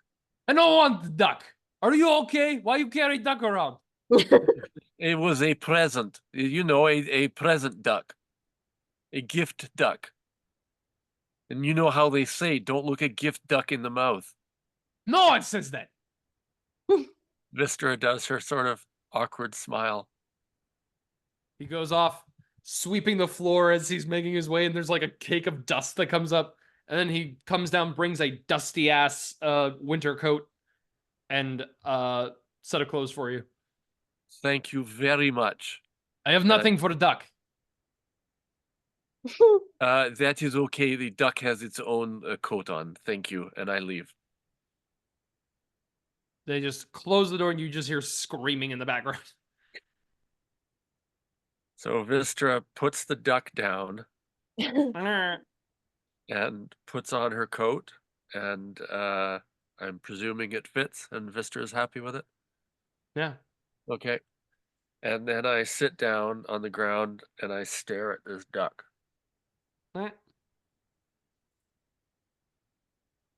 What'd you say, Do we Pam? see Wystera with the duck? I think Kylah is currently drawing a picture of Wystera with a duck. No. Do we see Wystera with the duck? Is this just Is it happening? the duck? Are you with the group right now, Vista, or are you off on this other house? Well, no, I've come back from the house and towards my party and sat down I believe what's a couple of yards away, and I'm just staring at this duck. Yeah. Why so do you you see have it. Wystera. what's with the duck? Well, it's a long story involving a coat, a broom, 5 dirty jars, and a duck. I have now gained a duck and a coat. I am unsure about now what to do with his duck. Meh. I'm just gonna pick up the duck, and look at it. You pull it out of the cage? Oh, it's in a cage? Yeah, it's in a cage. Okay, well, I'll just pick up the cage then and look at the duck. Okay, okay, great. Okay, you open the cage, and the duck begins to sprint out of the cage and begins to No, run away. catch the duck! Make a sleight of hand check. Vistara sighs. Oh, I caught this duck, 23. 23? I think, yeah, I think you matched my number. Yeah, you pick up the duck, just to like flap away. It's gonna try to hiss at you. Just like tries to snap at your fingers. How are you holding on with 2 hands? Just holding on to I'm holding the wings in, you know? With both hands? With 2 hands? You have one. Are you just holding I'm the neck? tiny! Oh, I only have one hand though. Right. Yeah. Thank you. Okay, well, I'm holding it with one You hand. with the- You're just holding it with the neck? Yes. Just let go of the duck. What do we do with him? I don't know. Put him back for now. Perhaps we can barter for something else. Do we have enough coats? How's Sly doing? I put him back in the cage and slam the door. I mean, does Fly, do you even need a coat? Sly's like fleshing the hides, and he looks up like, dude, what, we need coats? Yeah, do you need a coat? What do we need coats for? Because it is cold where we are going into the mountains. It could be cold. Were you not making coats this whole time? Well, you guys are getting coats. Why the hell am I doing this? What the Well, hell am I doing this for then? because they are free, and we were hoping we could also use them for some reason. Well, you guys went and got backup plan coats, thinking I couldn't do this for you guys. No, I don't Well, have a it is- coat, and you it- need a it- coat, but there's only 3. Why, the pelts will only work for I don't want distance. I don't want your coats. That's what I It's- said. I do- said I I'll need do- a coat. You need a coat. We use the 2 pelts that you have, and everyone else has a coat too. It wasn't a backup. It was a numbers don't match. I thought you were good at math. What? Well, Why, apparently what this gave you has that nothing to do with impression? a hypotenuse. Yeah, exactly. There's no trigonometry. Do you even need a coat, Sly? Oh yeah, Like, I'm not covered sort in of fur. warm there? Right, It's I am short covered in fur. fur. Yeah, I'm a short hair cat. All right. So again, do we need another coat? I think we're good. What? Do you still have that feather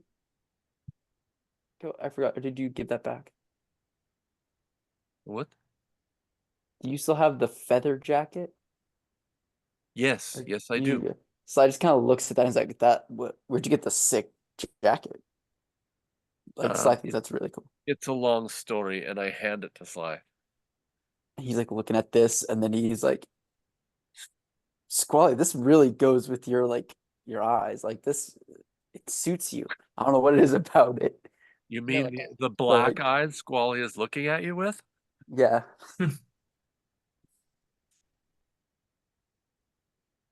Wally just stares dead in his eyes and says, and then walks away. Did we go and eat something now? We have a duck. I was just gonna say roast duck. I'm No, we can't What? eat him. His name is Ben. We can't eat duck in front of Squally, for You God's sake. already named the duck. Ben. His name is Ben. That's perfect. you offered. This is like we World- need to You, eat, we're, and you go, well, we have this planes are duck. colliding. Hey, Well, I let's realized his some- name is Ben. We can't eat him. Eh, He's not very Ben. bright. Does anyone remember is where offended. our place is?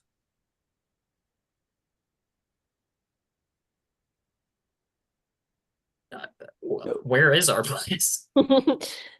I'll be totally honest. I forgot we had a hangout house.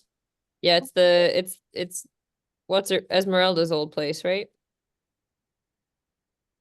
Kari goes, no, it's the place that like I went to and we were like helping like midwife, like a family.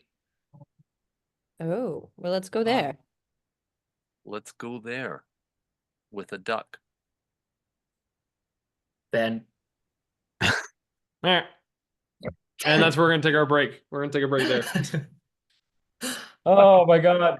Great. All right. I'll see you guys in a second here. Okay. We are back. So, everyone in the party begins to go back to, well, Kari leads you all back to the house that you guys are staying at, which is honestly not that far from where you were all at. The location is very what is it? I mean, all the houses look very similar in Kresk, but you guys do find the home that you are all staying at. This is the house that belongs to Kritiana and Cortel.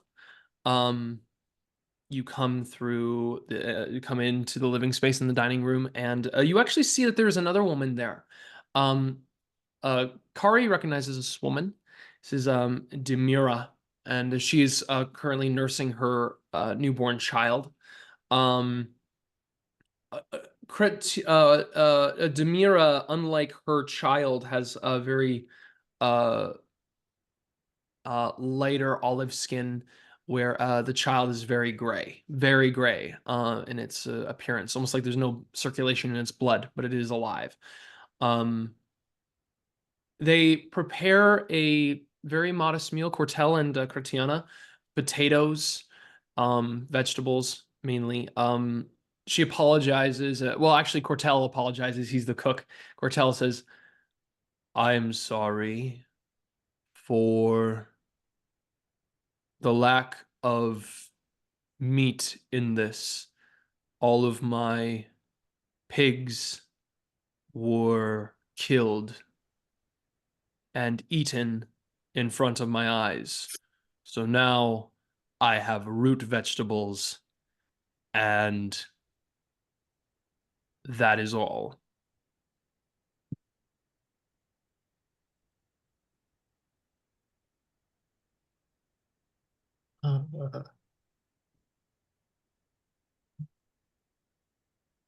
Okay. Would you like more chard? And he looks at you, Eren, holds a chard out to you. I love chard. I'm gonna take it from. Gives you some steamed chard, seasoned nicely. He's got a lot of seasonings. He kind of eyeballs you, Wystera, a little bit. It's because situation that happened with the coal before. I think you snuck around. I think he didn't. I think you were able to take coal away, but I remember when you used it in this house, you like burned it like openly on the floor, correct? Oh, correct. Yeah. Um, Yeah, I was a twit. I'm trying to stay in the background a bit. he gives you a very burnt potato. Uh, um, I eat it. Kari doesn't eat with everyone else. She asks for a plate, but she goes upstairs. Weird. And yeah, you guys have a moment to eat for the day. Kretiana sees Irina, not fully met her, but speaks to her. Yeah, just have a casual conversation. You know, they're asking about what's life like in Barovia, and Irina's like, be completely honest, I'm very happy I'm behind these high walls. What's life been like here? It's quite it's quaint. To be completely honest, I miss some of the howling. I missed that. At least I knew that creatures were alive in there before. Don't hear it as often, but there's a strange kind of like knowingness about both of them. They both seem to have like an element of knowledge.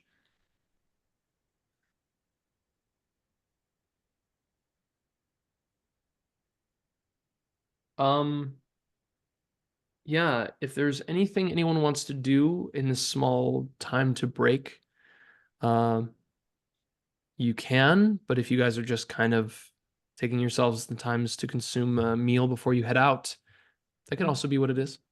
Definitely gonna be like hyper aware of who Irina interacts with, because I'm just gonna be stressed about it. Can I insight check into, like you say, they have a level of knowingness?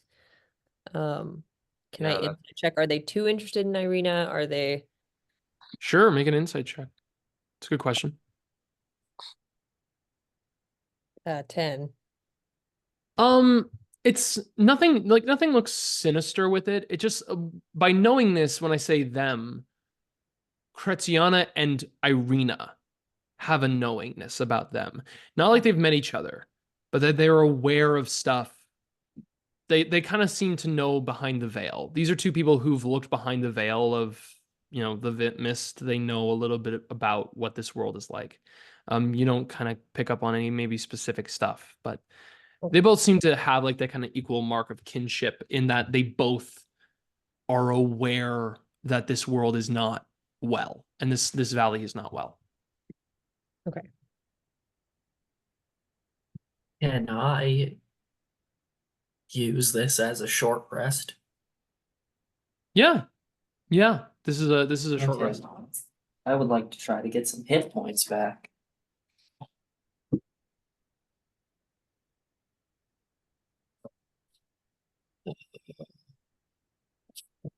I literally just had a pencil and it's gone. Here, I got you. Take this one. Oh, thanks. I got it. Perfect.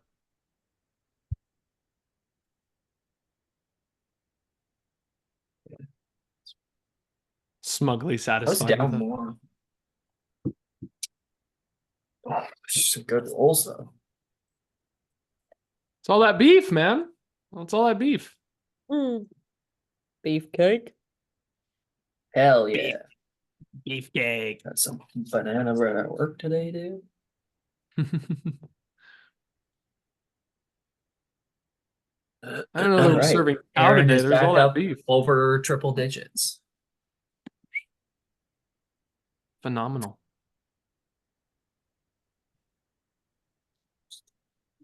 Well, if there's nothing else that anybody wants to do, Kari comes back downstairs. She says, Sorry. oh yeah, I have a Squally? question. Did Sly finish the coats? That's a good question.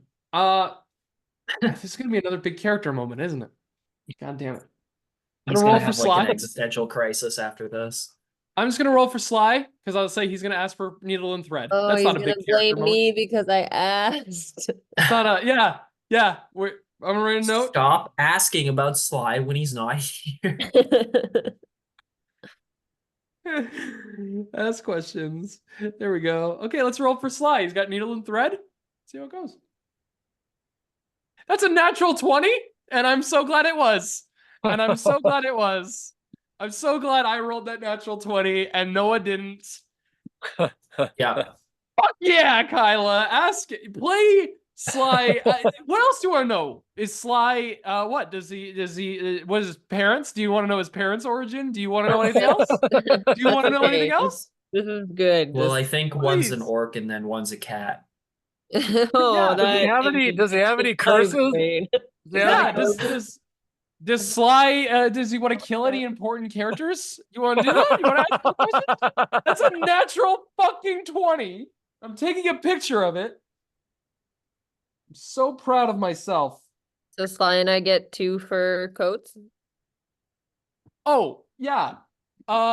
He whizzes the shit out of these coats. He is able to make this up. All he needed was needle and thread, and he's a master of this. So he makes these functional wolf pelts now into ponchos, like actual winter head ponchos, and with little hoods on top. So they got little hoods, and they're nice little like woven ponchos. It's not like a poncho, but it like straps underneath, so it's like Tarzan type thing. But he's also got these little arm things that kind of like sleeves. You can stick your arms underneath, and then they pull out. So yeah, you got 3 of those. Okay, who wants the third one? I mean, I'll take one just cause. You have a child's one. Sly looks and says, "Now, I know that everyone wants to jump on the bandwagon of these coats. I'm still a little hurt because you guys didn't believe in me. And We did. obviously, you just need to give me have patience. And patience is a virtue. And so now I have 3 coats. I will start the bidding at how many compliments out. and how much respect you want to give to me." I respect you. I know I you do, shed a buddy. And tear. he gives you a card. I shed a tear when you designed that wedding dress. We cried together that day. It was a good day.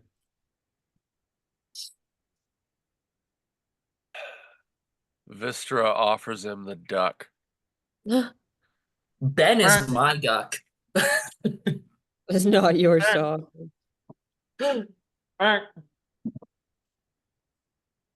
He says, interesting argument. We will continue this later when I am of sound mind and proper player.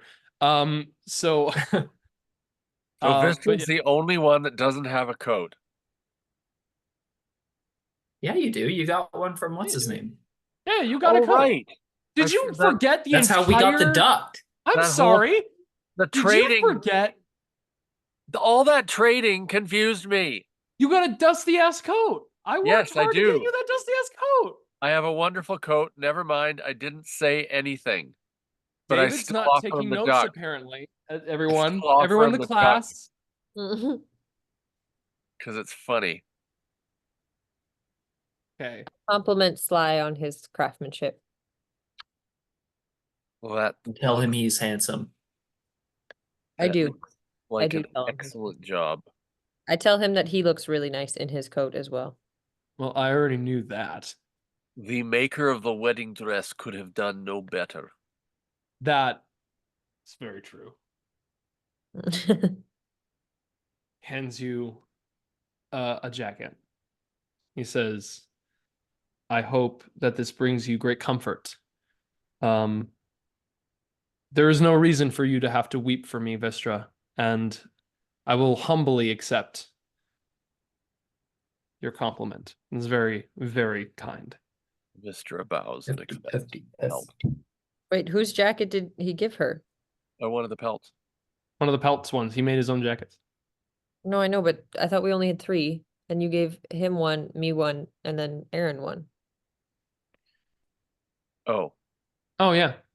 okay. Well, Thank you for that compliment, Wystera. I will give this to Squally. You already gave me I think one. Squally needs it more, but do we all have winter shit now? Excuse my language. Yes. You all have winter shit. and we've all eaten. Maybe is there any other gear we need in the mountains, like torches or anything? Kari comes down the stairs at this point. She's like, I bought some.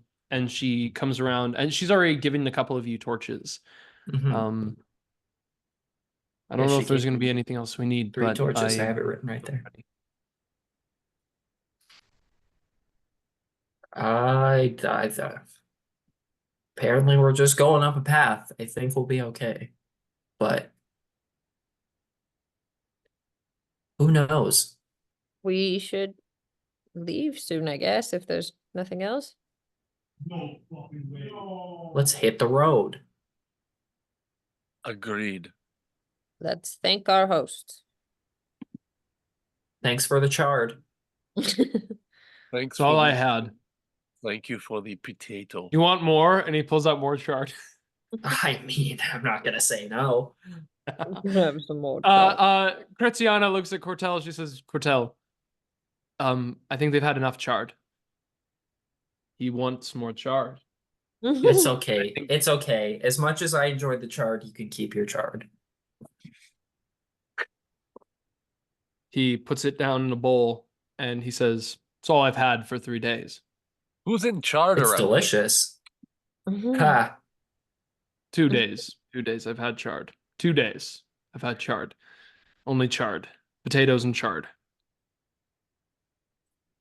I had a radish, but that's spoiled. And so now I have potatoes and chard. Okay. Will you look radishing? That's a mean joke. And I'm glad I gave you a burnt potato. Chrétiana says, best of luck to all of you. I have not been to the mountains myself, but they seem quite trepidatious. Or that's, I don't know if that's the right word. They seem They're worried as well. Yes. the sounds I've heard from the North Mountains are quite horrific. I hope that the southern ones are better.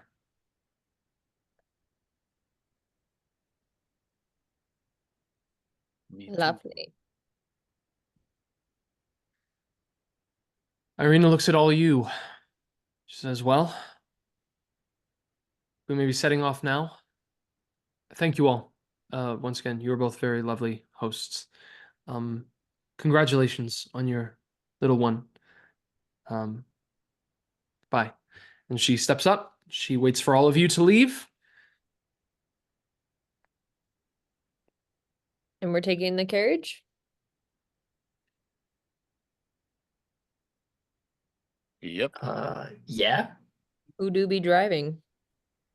Wystera. Sure. Let's go. Wystera places the duck in the back of the carriage.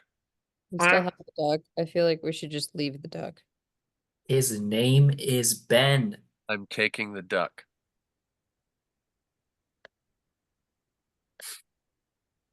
Yeah, I guess the duck's coming with us. Wystera's attached to the duck. Ben. Ben Duck. Ben Duck. Ben Duck is in the cart with all of you.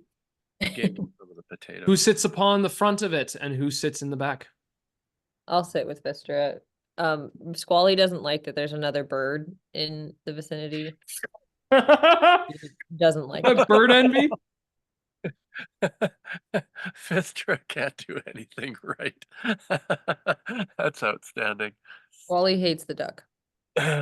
No. No, we love Ben. Well, do you love him more than me? Because I can leave. No.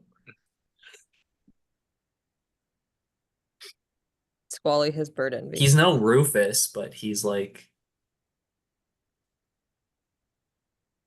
come on.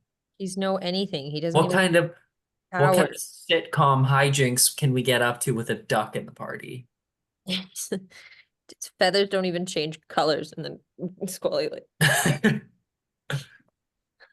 You have a moment, Squally, where Ben looks at you and he's just like, "Meow, I meow, hate that. I hate that so much. meow."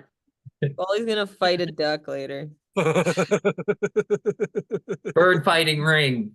I mean, Ben can book it. Oh, Lord. He is quick. Duck. Okay.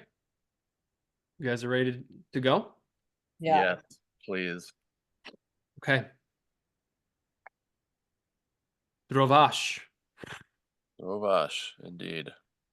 Horses appear. The gate opens. You leave Kresk with Irina in the coach. You all begin to go down the road. Not for too long, though. You travel and you get to the fork. The fork indicates the path to Valaki, the path that goes up to Lake Baratok, one that goes to the Wizard of Wines in Kresk, and then one that says Tessolenka Pass.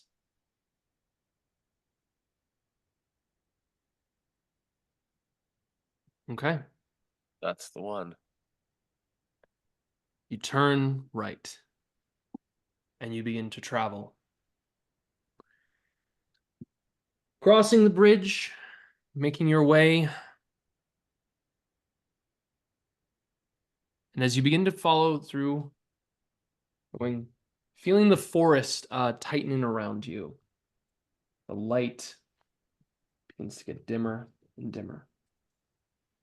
And just saying Vistra is paying attention to her necklace. Paying attention to the necklace. Okay. Squally, go ahead and make a perception check because Vistra's paying attention to her necklace. 12. Okay. You catch a couple of as Vistra is looking down at the necklace as you begin to go up the pass. Vistra,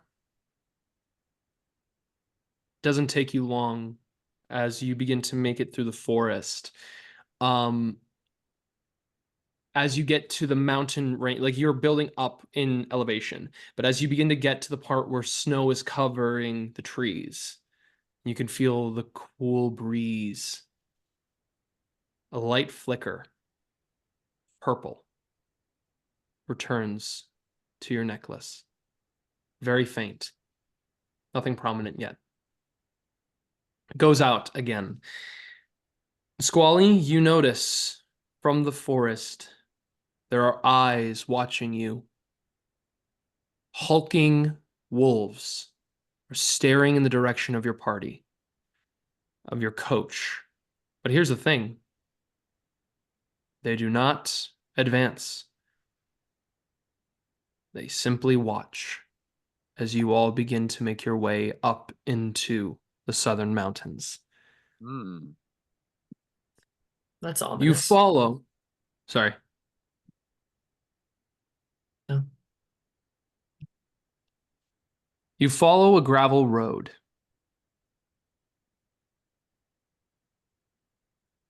At first, the wind is light, the snow is faint upon trees.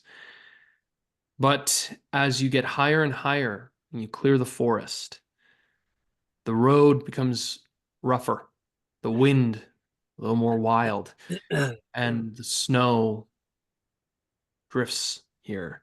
With fog setting in, you're not able to see fully ahead of you, but as you begin to pick up speed and beginning to move forward to the openness, it becomes harder to see in front of you. You can see pretty well, but the wind and the snow begin to rush. Squally, two things happen here. you feel. First, boom, boom, boom, boom. You feel something move underneath the wheel of the wagon as you guys are kind of advancing more into the more up of the path.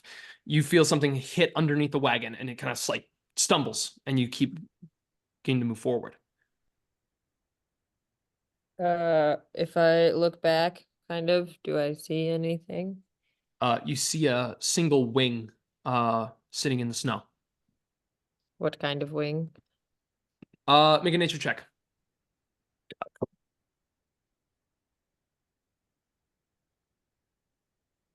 13. Bat-like with a little bit of skeletal nature to it. It's a little bit familiar too in some of a purplish tint. Keep going. Okay. You continue down the path. As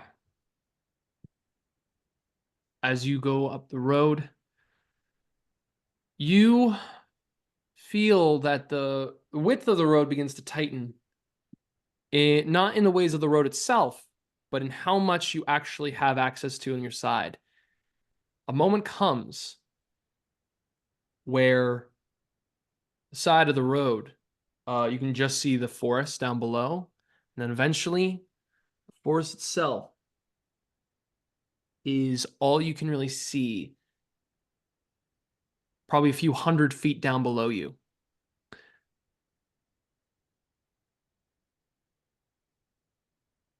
Get to a moment where you then completely lose the forest as you begin to wind deeper into the mountains. And this is when you feel the second thing.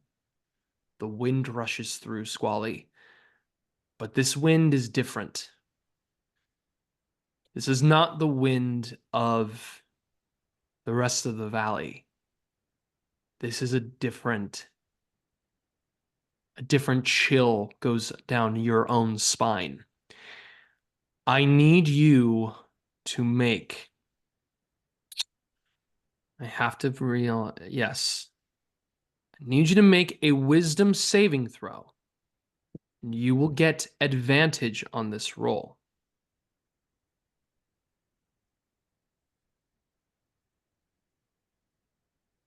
Does a 24 work? You can feel voices carried on the wind. The voices are not the same pains and screams as before.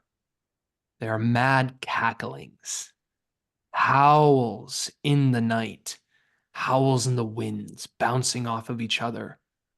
And you can feel them penetrating your ears. You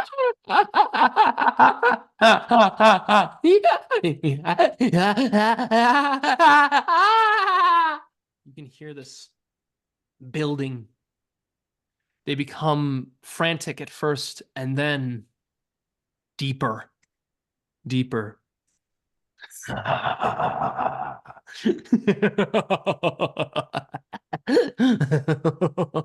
need you to make another wisdom saving throw with advantage.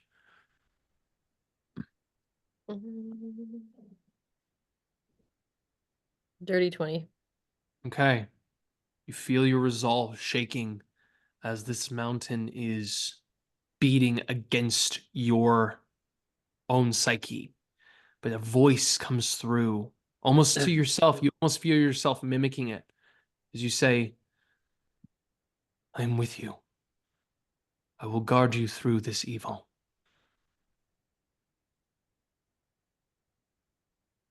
Feel the strength with you, keeping your voices to repel these infiltrations. It's going to be hard for you, Squally, to go through this mountain. You're not even halfway there. Lovely. And you're traveling. The shelf of rock on which the mountain road clings to, grows narrow. To your left, you see the icy cliffs rise sharply towards the dark rolling clouds. And to your right, The ground that allowed you to see the forest is now nothing but fog. Ahead, through the wind and snow, as it cuts across your vision, you can see a high wall of black stone lined with spikes and topped by statues of demonic vultures with horned heads. Set in the center of the wall is a closed iron portcullis, and behind it burns a curtain of green flame. On either side of the dark wall, gripping the mountain's edge, is a dark tower of white stone topped by golden statues of mighty warriors. The gatehouse is 30 feet high, and the walls alongside of it are 20 feet high, with the stone spikes atop. You all come upon this gatehouse.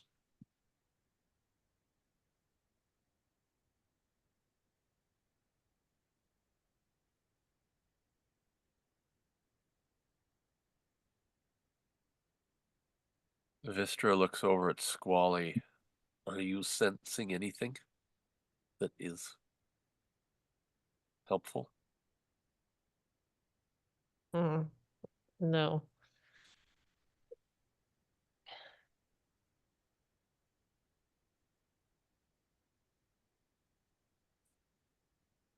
Is anything about this entire visage in front of us familiar to Wystera in any way? Anything is recognizable to you? Perhaps Go ahead the and make a display, history check. perhaps the look of it. Okay. Go ahead and make a history check.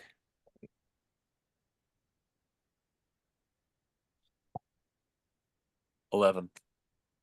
11.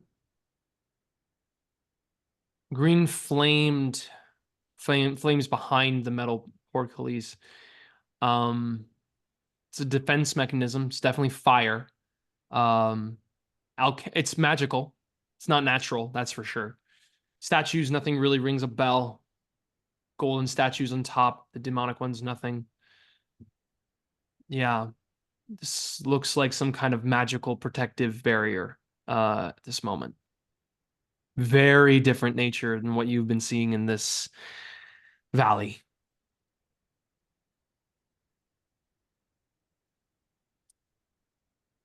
Okay, Wystera,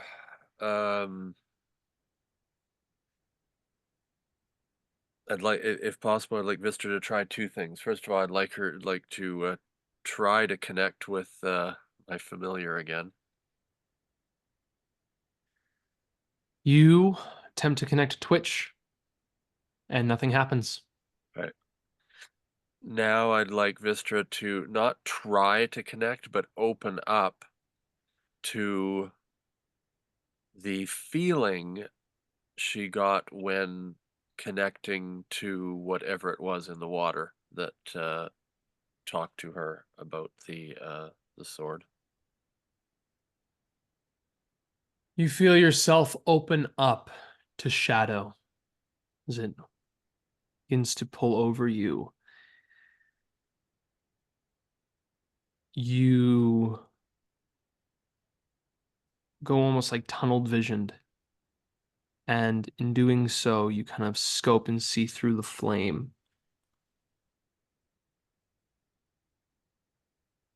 Good girl. Closer. Closer now. My door will be open to you.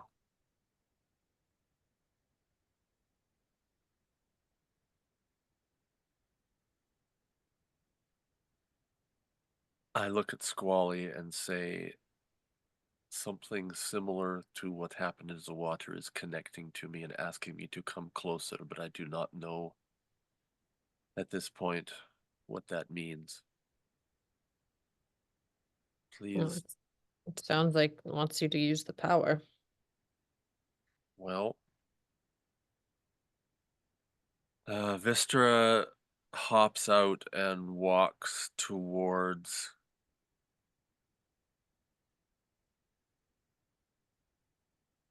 towards.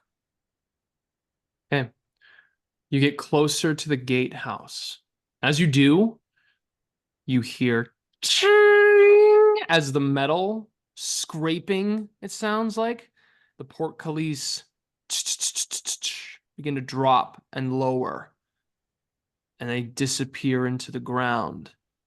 Till all you see, or actually, I should say they actually rise up. They rise up. I knew what you meant. Gatehouse structure reminded me of that. As it does, all that is between you and the pass in front of you is the green flamed curtain. I motion Squally to get into the driver's seat. Okay, I do that. And motion Squally to drive the cart right behind me, but I'm gonna stay in front walking. With the flames? What just to the edge, just to I'm standing now about 2 yards in front of the flames, and I motion for you just to stay behind me, but wait. I feel as though someone should go with you. You shouldn't go alone. So you say that out loud to me? Yes. Well, what I am hoping that if I am allowed through, that perhaps everything with me will be allowed through too, but I'm feeling like I should lead. And if the flames burn you alive? Well, then you will have to take care of the duck. No, I'm not taking care of the duck, Wystera. I feel like we should consult the group at least before you do this. And I knock on everyone. They open up the back cart, everybody in their winter coats, like Hateful Eight style, jumping out. That's actually so dope. What's up? Wystera would like to walk into this flame alone. Oh. Why? I believe it will not harm me, and I am hoping that it will not harm anyone else. I am simply suggesting I will Maybe like test it? Like, stick my hand out and see what happens. Sure, you stick your hand out, and just getting close to the flame, it is inferno hot. Like you're feeling the heat of this fire just getting closer to it. Okay. I How do I it's ask this? But A bad it- idea. but is it my inferno hot? No, Okay. you said it's It's- green, right? It's green fire. more- Yes. Is it more hot? He didn't ask if it was he said Well- you need to ask more or less. No, I don't mean more or less. I mean Vystra's hot that she's used to that wouldn't. No, I know what Okay. you meant, and the Okay, answer yeah, is I no. know you did. I know you did. I was just sort of I think explaining. Liam's tricking you though. I don't think he's he's not necessarily like he says no and that's all he's giving you. That means it's either hotter than I'm- infernal hot than your infernal hot, or it's colder, but that doesn't mean that it's automatically colder. Doesn't mean hot or cold. It just means different. He's telling me it's not my type of Different hot. could burn you. Yeah, but it's not my type of hot, which is what I mean. That's not what he answered. Yes, it is. No, ask him if it's hotter than the fire that you can go through. You I- need to be specific. I was being more specific, saying is That was fine. not specific. Yeah. Just touch it, like real quick.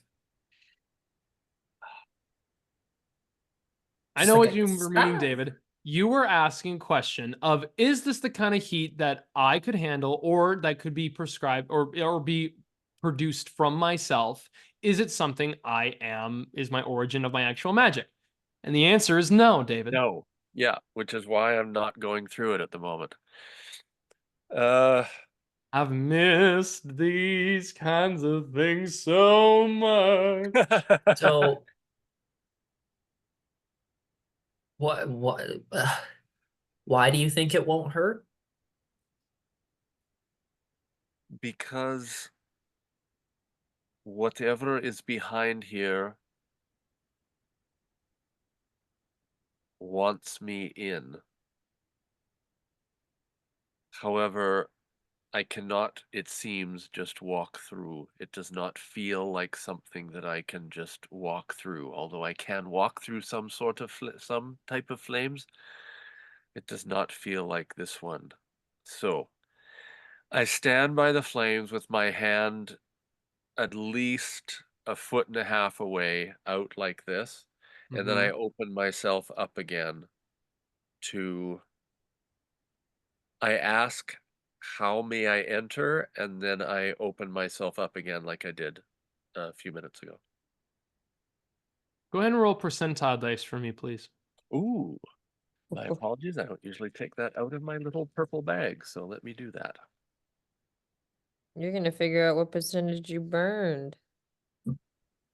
100.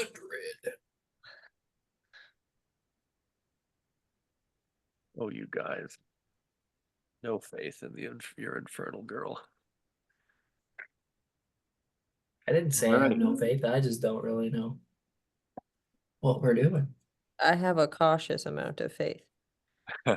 0, And a 0. protective amount of faith. That's 100.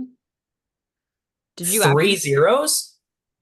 I just rolled 100 on my percentile dice, Wow. which either means I'm gonna die and you'll never see me again, or I just did something really cool. So it's heartbreaking because 3 zeros is actually the lowest thing you can roll in D&D's terms, because a 1 is the best result with it. 100 is the highest you can roll. And that's usually not, you don't want, you want to roll lower on percentile dice. I mean, that's how it's been since chill in the 80s. So I'm going to do something very interesting. Wystera has a heart attack. Wystera, you're opening yourself up here. I want you to make a charisma saving throw with disadvantage. Oh. Yeah. Thank goodness, charisma.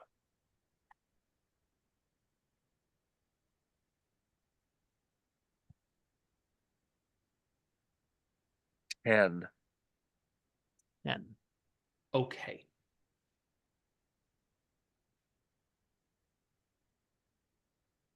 You're 1 foot away from the fire. Foot and a half. Hand, foot and a half. Yeah. Hand straight out. Rest of me is back.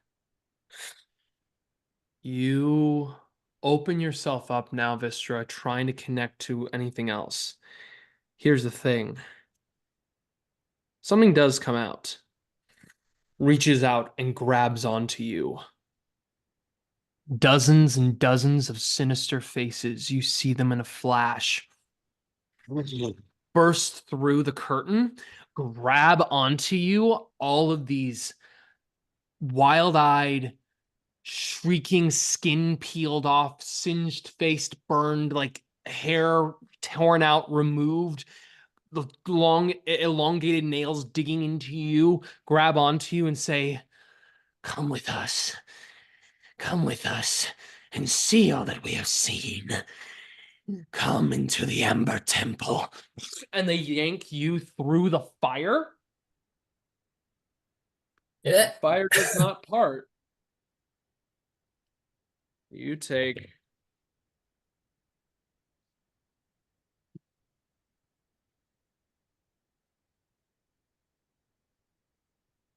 35 points of fire damage reduced to half, which is 17 points of fire damage. I'm not gonna burn. I'm fine. As you get pulled through, you feel the green flames singe onto your coat, burning it up. Good thing it wasn't one of Sly's. But it like completely burns the dusty coat that you had gotten before.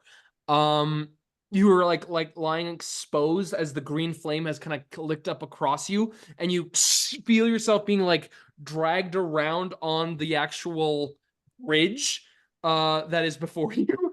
And yeah, Jesus. As you are being dragged, the two stone creatures up above on the gateway all of a sudden begin to move and form, and you hear a as the horned like large bird creatures spread open their wings. The characters of this campaign are not familiar with these types of creatures. However, the people of our Fuckstick Fucker campaign are very much aware of what a Vrock looks like, as they encounter them many a time in the abyss. Two of these large creatures kick up in the air and begin to go and descend onto you guys as you're on the opposite end of the gateway. I need you guys to roll initiative here.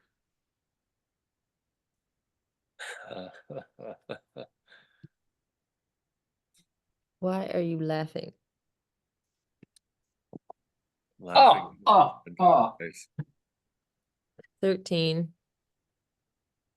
15. Okay. That's a natural 20 for Kari.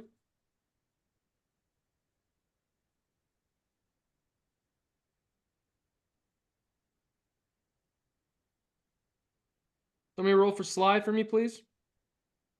I got you. Oh, okay. How does a 3 do? Dope. Vystra, can you roll for me, please? Yep. Oh, I didn't realize I was sorry. Oh, yeah, you're a part of this. Okay, I thought I was in Well, would you roll again? Squally? Yeah. 13. And Eren, what'd you roll? 15. Okay, I had you guys mixed up. And Wystera, dirty 20. Right.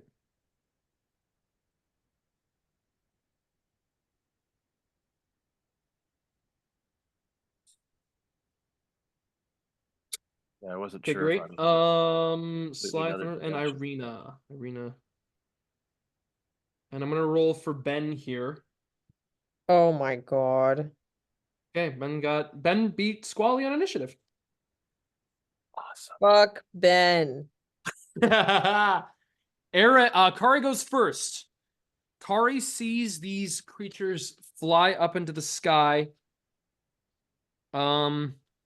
She I think is Ben's about to die a immediately horrible death. His last she is words will be,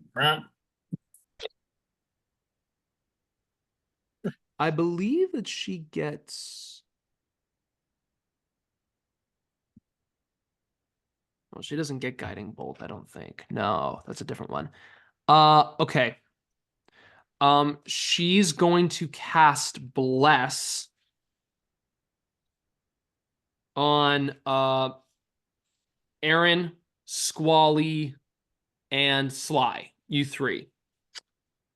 Irina's a cleric? D4 to attacks and No, saving throws? Kari. Kari. Kari is casting one. D4 on attack rolls, saving throws, and ability Yeah. checks.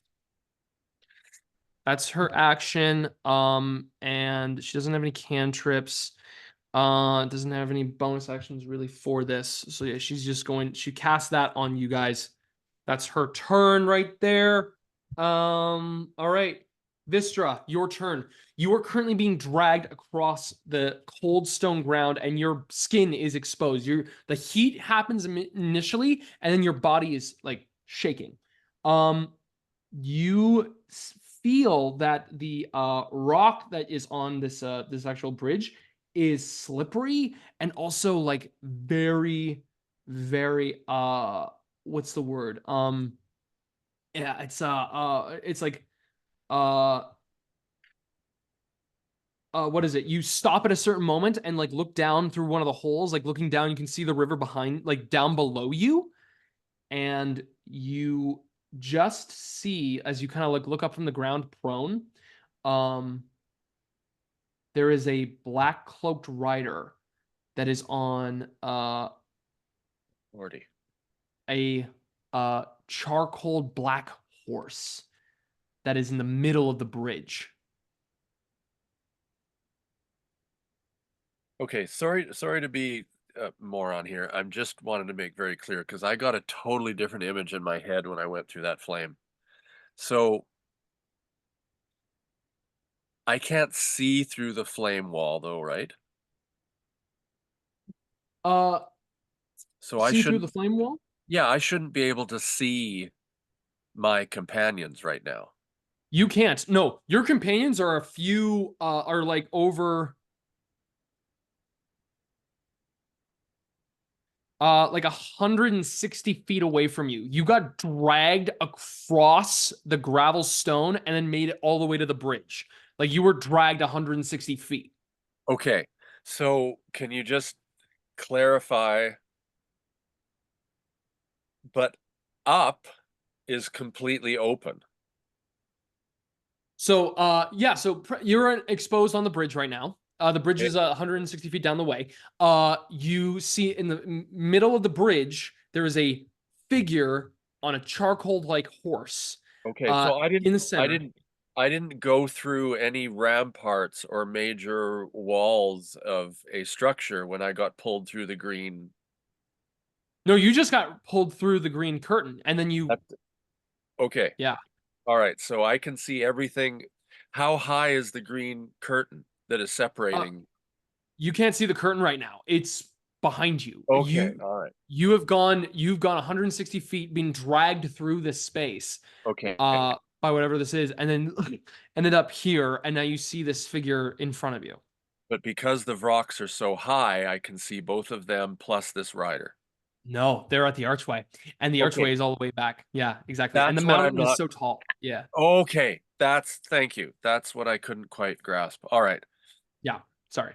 No, it's all right. I just didn't see it. All right. Okay, I see the Black Rider. Is this Black Rider coming at me in a threatening manner? No, they're just sitting there, staring at you. Okay, hey, Wystera burning, whatever. Wystera stands up and does her best to stand up like a warrior and takes a look at this rider. No, Okay. nothing threatening. I don't pull anything. I don't pull my sword out or my crossbow. I just stand up and look. You got it. The rider stares right back at you. And that's it for now. Okay. Okay. Eren, your turn. Okay. The rocks came towards us. Are they like on me right now, or is it like They're just in the air. They're about to make their descent. They were too slow on the initiative. So you guys have kind of like your turns to be able to do something until they show up. I can't really do anything range-wise?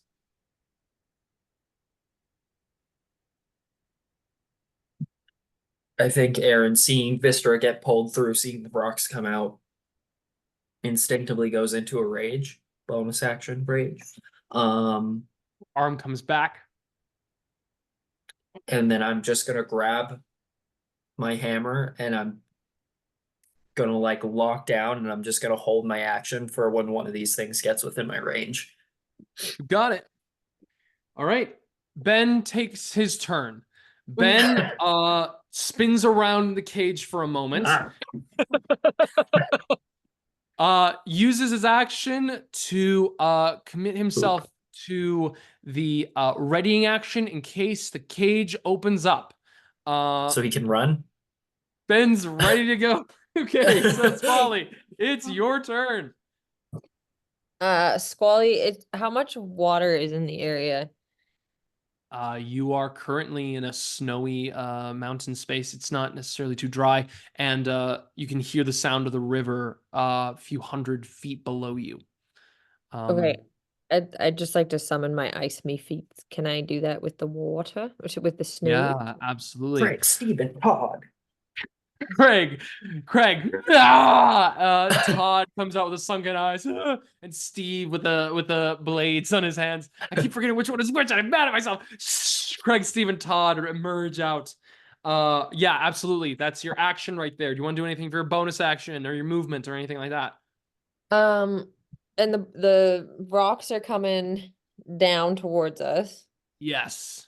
I would. And where's Irina? Irina is kind of still at the wagon right now. She's at the back space of it.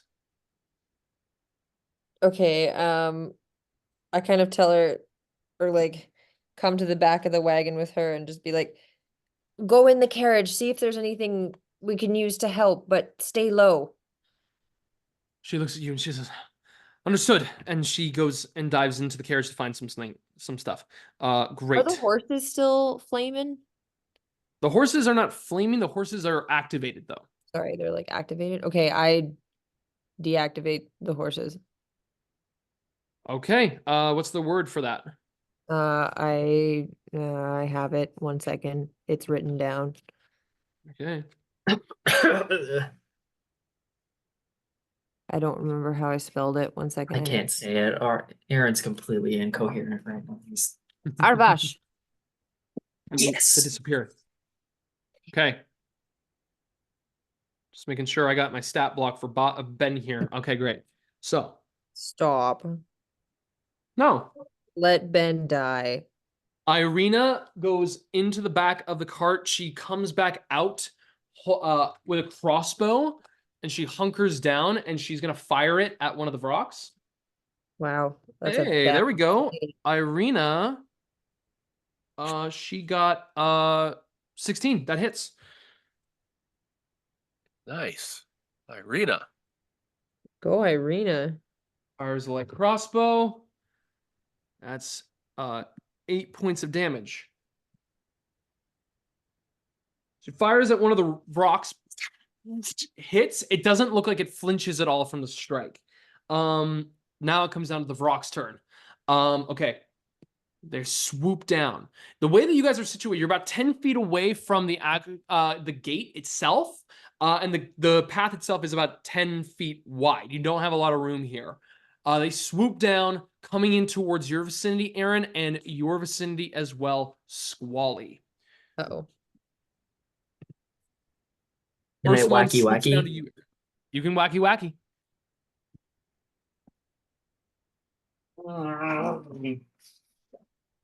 And That one misses. the second one's a 21. That one hits. Oh, that's shit damage. 9 damage. Okay, 9 damage. Your weapon is not magical, correct? No, it's just the regular warhammer I have. Okay, I sounds need a good. magical weapon. No reaction from the creature as well, but it swipes at you and tries to attack you with its beak, missing both times. And as you make contact with it, your ancestral guardian's like, all right, we're going to figure out exactly how to get rid of this freaky, deaky turkey thing. Turkey thing. This is the bird episode. Here we go. Squally.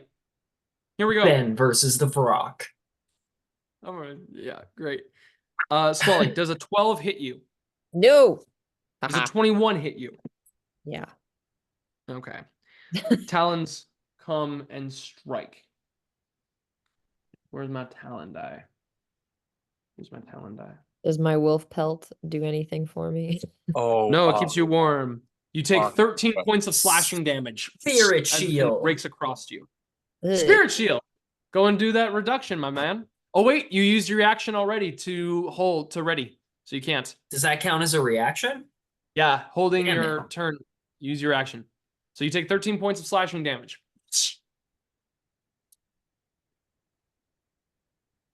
Okay, that brings us to Sly's cool thing. turn. Who's taking up for Sly? I got it. Did he send us stuff? Okay. You should use your spiky talons. Pause. What are his pluses? I can't remember. I would have to take a look. I believe he has +2 to his strength. Then he's got his own range damage, which is, I think it's 1 behind yours. I don't think he's the same level as you, Eren. I think he sent the Sly stuff on here somewhere.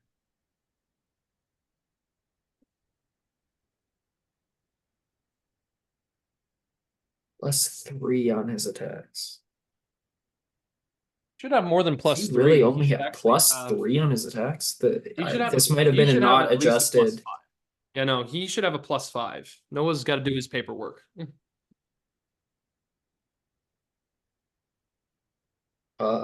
If it's +5, then he got 12 and 14 to hit. Those both miss. Yeah, I figured. Yeah.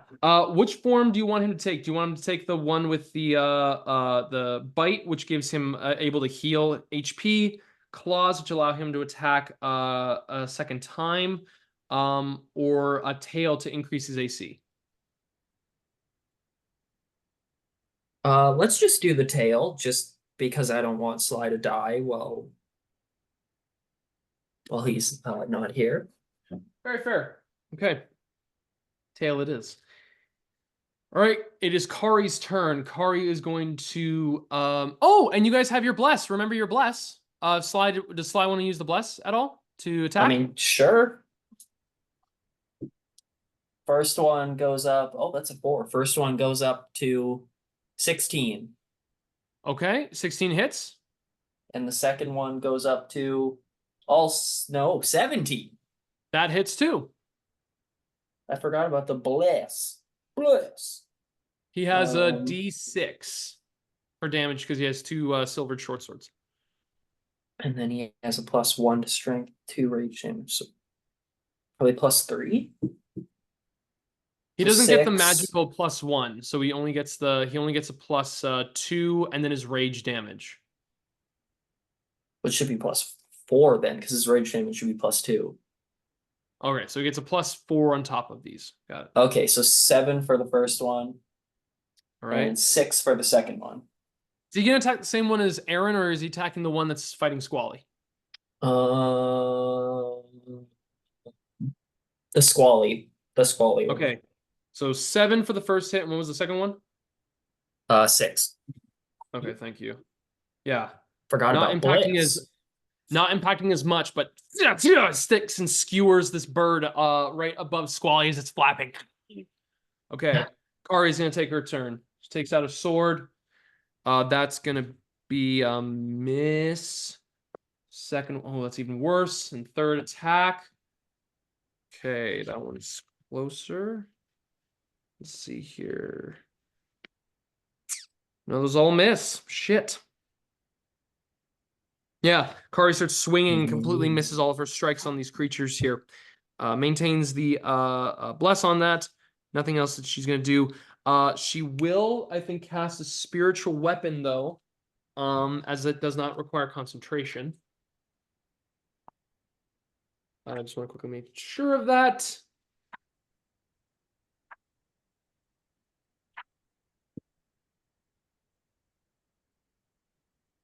Yeah, it doesn't. Great. Spiritual weapon is summoned, attacks, and misses as well. The spiritual weapon for this one is a giant meat cleaver, and she just tries to chop the heads of the birds.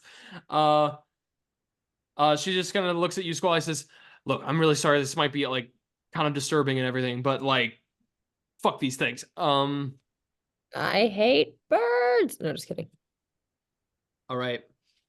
Jesus. Wystera, it is your turn. On their turn, the rider stares at you, kind of lifts up their face, and you can see a gray-skinned individual with cracks across their face. They look familiar.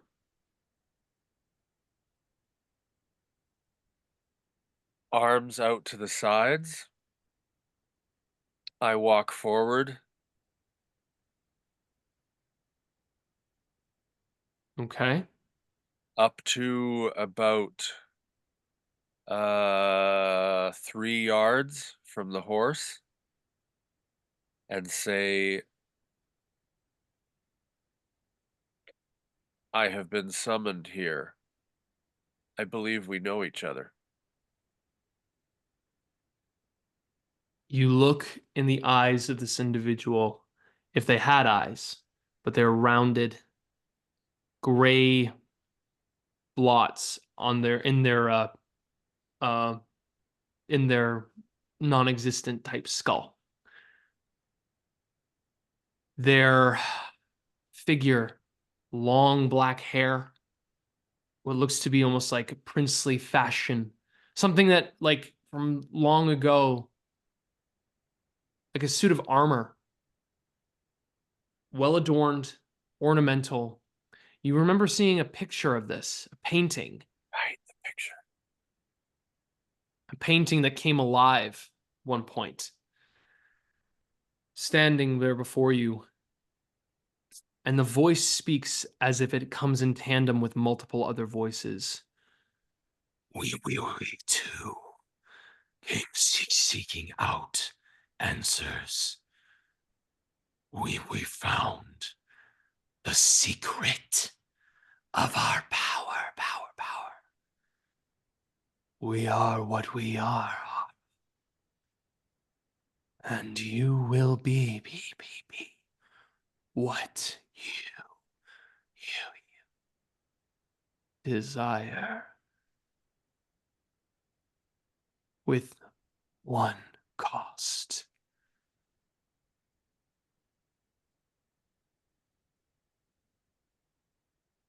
What is that cost?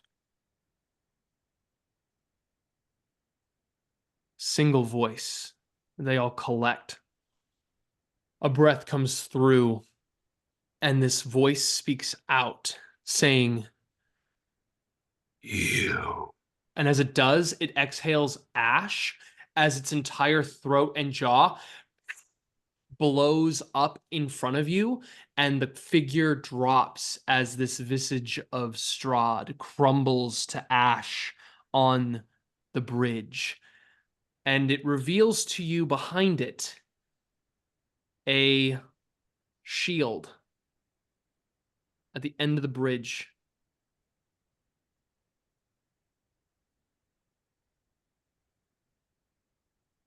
I run towards it and attempt to pick it up. Okay, you run towards the shield and you kind of stumble for a moment as you look and see talon marks in the stone that are bigger than any creature and mark you've ever seen, bigger than any wolf, bigger than any entity you've ever witnessed create this. And there you see a shield. It is inlaid with beautiful silver, bronze, light flecks of gold and platinum. And in the center, there is a dragon fixture of it. It's like triangular in nature. All of it is heading right down towards the central area of the actual dragon. Like there's like these kind of like crisscross roads that lead right towards it. And the dragon fixture is like put out forward upon it. It's like almost like the structure, the mold of it has the dragon facing outwards. So the back part of the shield is inaccessible? Yeah, you pick it up and the back part of the shield is accessible. Oh, it is. Okay. Yeah, I pick it up and put it on my arm and see what happens. Okay, you lock that shield on. That nothing happens at that moment. We're gonna go to the next person in the initiative order. Eren, it's your turn. Smacky, smacky, bonky, bonky. All right. Bonkin, smack that smack. Natural 20. Natural bonk. That's a natural bonk right there. Natural duck. And then a 22 on the second one. Oh, It's that's not gonna been hit. turned yet. Wow. That's gonna hit. That's gonna hit. Wow, those rolls were garbage. Okay.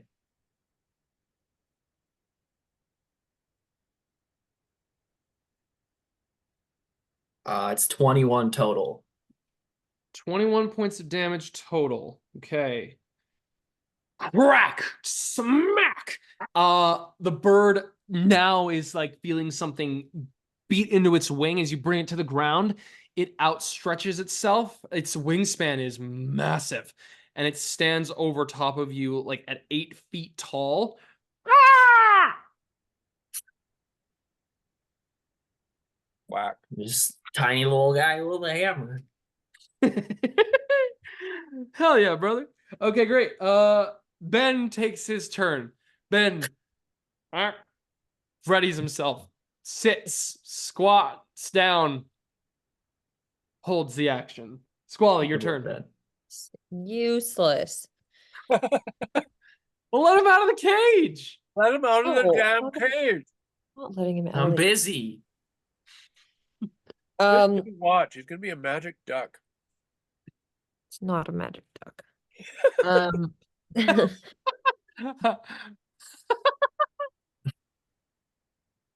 Okay, what are my Meefeats up to? Did they get a turn? Oh my god, I forgot about your meat feats. Can't believe I did that. Craig. Yeah, and you know what? They're gonna go at the same time as Sly. So yeah, they'll be able to go twice here on their next turn. So yeah, Squally, what do you want to do right now? Right I'll let them now, go twice. I would like to just use my crossbow on the guy that's. Okay, it will be a disadvantage attack because it's ranged. Oh, because it's close. Sorry, 1 second. I would like to then use my. I guess my mace. That's all I got. Yeah, I'll use my mace. Mace in hand. Okay. Give him a smack. You don't want to use any spells? Cool. No, I don't. Cool. Go ahead and make an attack then with your mace. You asked earlier if someone had a magical weapon, and it made me nervous. Cool. Oh shit. Okay, well that was a nat 1, so that did nothing. Cool. You go to grab your mace, and all of a sudden the bird hits it out of the hand, and it flies over the edge of the mountain and is gone. I literally just lost my mace. You hadn't been mean to the duck. Good thing it wasn't a magic weapon, right? Fucking great. You lose your mace. No. Happened. Okay. All right. Can Anything I else, Squally? bonus that? Yeah, can I bonus action get my spiritual weapon going? Yeah, absolutely. What do you want it to take form of? It's still gonna just be a little silver arrow. Okay, go ahead and make an attack with that silver arrow. Oh, I get to right away? Cool. Yeah, you get an attack right away.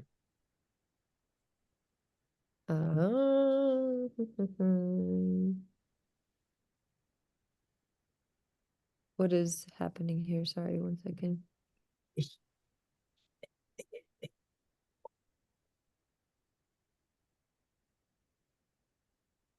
I didn't have it open on my thingy yet.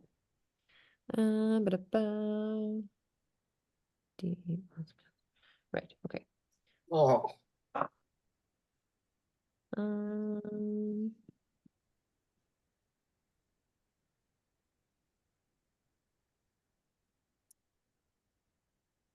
okay, that is a 16? That hits. No, that's not right. Sorry, a 10. I apologize. I roll a d8, right? And then Well, you have to roll the hit first. oh, okay, that was a 12. Oh, the d20 that you rolled? Yeah, I rolled it and then I thought I made a mistake by rolling it, so I rolled a d8. That was my bad. Okay, so yeah, you rolled a d20. It was and you add your spell attack modifier to it, right? To the d20. Okay, then it's 16. Then yeah, that hits. Okay, perfect. Wonderful. Add your wisdom modifier to the damage with the d8. Thank you. Okay, I already rolled the d8. And it's a 6 damage. 6 damage, which is not halved because it is magical. You stab the arrowhead as the mace flies off over to the side. You conjure up the arrow and it splits right into the back of the bird. You feel that kind of like sound, as you know exactly what that sound feels like when it hits your back. Okay. With that, Squally, is there anything else you want to do, or is that it? Well, I'll like move it to hit it again later. Cool. Irina takes a shot with the crossbow and misses. It's gonna be the Vrox. Okay, Eren, you got 2 attacks coming your way. Got it. That's gonna miss. That's cocked. That's a natural 1. It swings behind you to swoop, and it puts itself right into the line of the fire. As it swings on these tight quarters.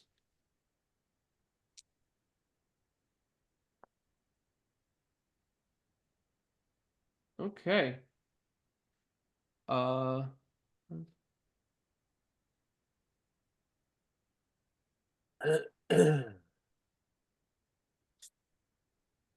Great.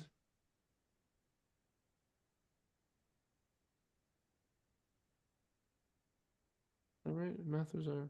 Yeah, that's right. Okie dokie. Yeah, you just see it swoop around, and its wing gets caught in the green flame curtain, screams out into the mountains, trying to hunker back onto you. This one's gonna attack Sly. That is a dirty 20 to hit. I'm fairly certain that hits. Great, and the other one completely misses Sly. So the first one is just gonna be a talon shot. Or a beak shot, not talon. Sly takes halved 5 points of piercing damage. That's what it is. All right, well, I might as well use my spirit shield. You might as well. He takes 0 damage. Okay, he takes 0 damage. Great. Okie dokie. So with that, it goes back to Sly, and then the me feats are going to have 2 turns here. Woohoo! Feet. Go Todd and Craig and Steven. I'm a god!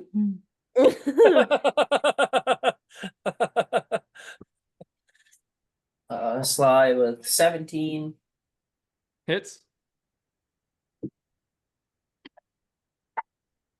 And 19. All right, those both hit. 7 damage and then 8 damage. All righty. Good contact hits. All righty. Let's go on these me feats. Woohoo!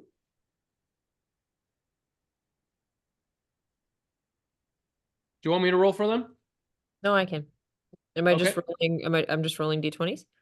Yeah, if you want to make attacks rolls with them, they also have their frost breath. Right. Holy crap. Okay, sorry, I forgot about this part. Okay,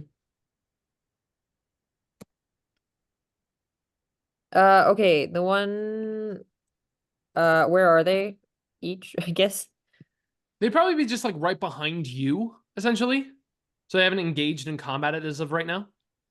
Okay, let's put one on close to Sly. Okay. One close to Eren, and one close to Great. Craig's gonna be right near Eren. okay.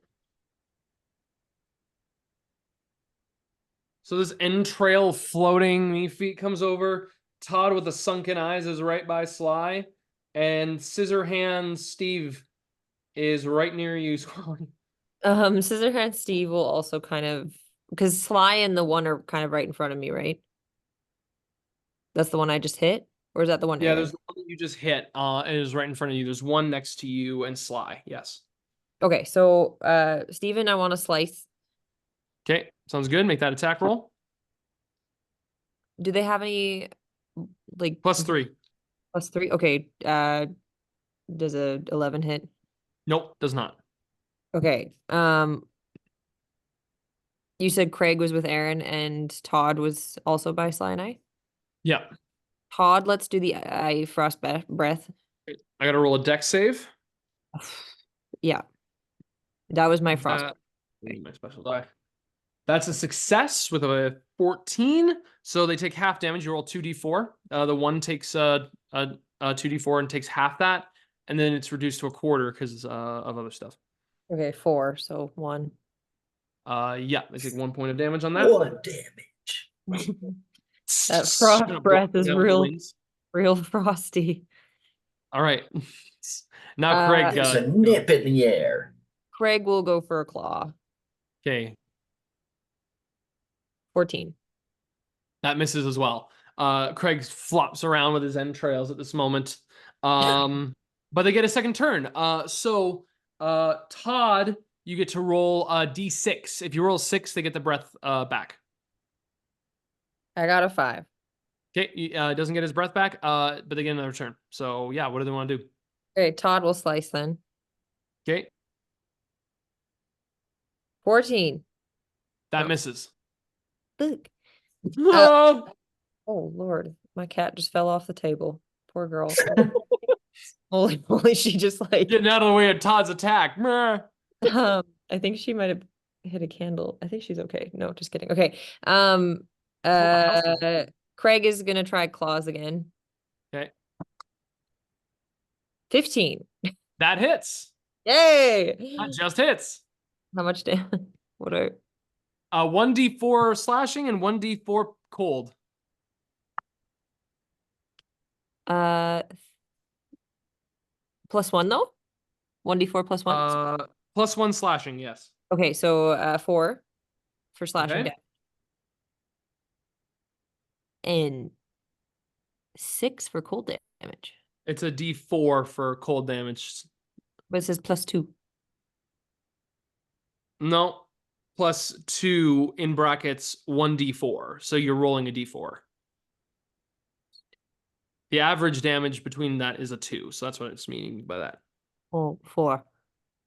Okay, so you rolled 4. Great. So it just Craig, stabs into the chest of this rock, says, I will make you one of my great servants in the great beyond, as I will use your essence to make me more powerful. I am unstoppable.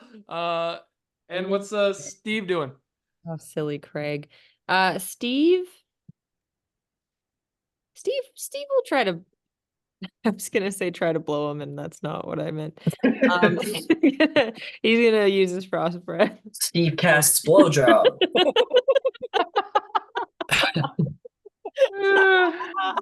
Oh my god. Okay. Well, let's see if I survive that.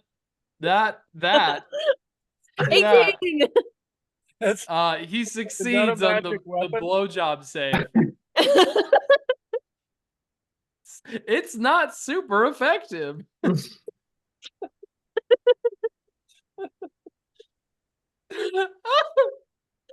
an 18 though. It's 18. Oh, sorry. Okay, wait. No, he has to say. Blowing him. Oh, it didn't work. I see. Didn't make a dex saving throw.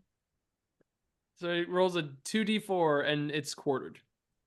Steve's advances have been rejected. Does it round? Down. So that's nothing then if I got a 3. It's 1. Oh, okay, so 1. There you go. Steve not using his scissor hands. Blows. I realized Craig just putting his hand just looks at his other brothers. Brothers, come now. We must continue this. Stop blowing the enemy and make them your slaves. Okay. So Okay. Cool. off that, I Kari's think gonna Craig take needs a turn. therapy. Craig needs help. Kari hits again, and hits another time on this rock. So that's 7, 13, 17, reduced down to 17, reduced down to 8. 8 points of damage on the one that Eren, you guys are all fighting. Standing there by you, stabbing and slashing at that one. Using your spiritual weapon on the same one. That's definitely a hit. And deals 5 points of damage. All right. Okay, it goes down to Wystera. You have the shield in hand. There's nothing right now currently around you. You're currently beset, though, by 2 different archways. On this path, you can see there's the one arch that you've passed by, and then there's the other one. You can see that on top of that, one of the statues on this archway is completely crumbled. Each one kind of is like partnered with like there's like 2 statues facing each other on the archways. These are armored knights on horseback with like these lances, and then one of them is completely crumbled. On this way, you can see that it continues to lead down a path that narrows, and leads deeper into the mountain, and then there's a path back. Yeah, what do you want to do? What's the oh yeah, right. He disappeared into dust. I'm how many feet away from my party? 160. Well, from here actually, let me see. 190 now. Oh no, you went all the way to the other end of the bridge. Yeah, you're over 200 feet. You're like 220 feet away from them. Wystera, you've done it again.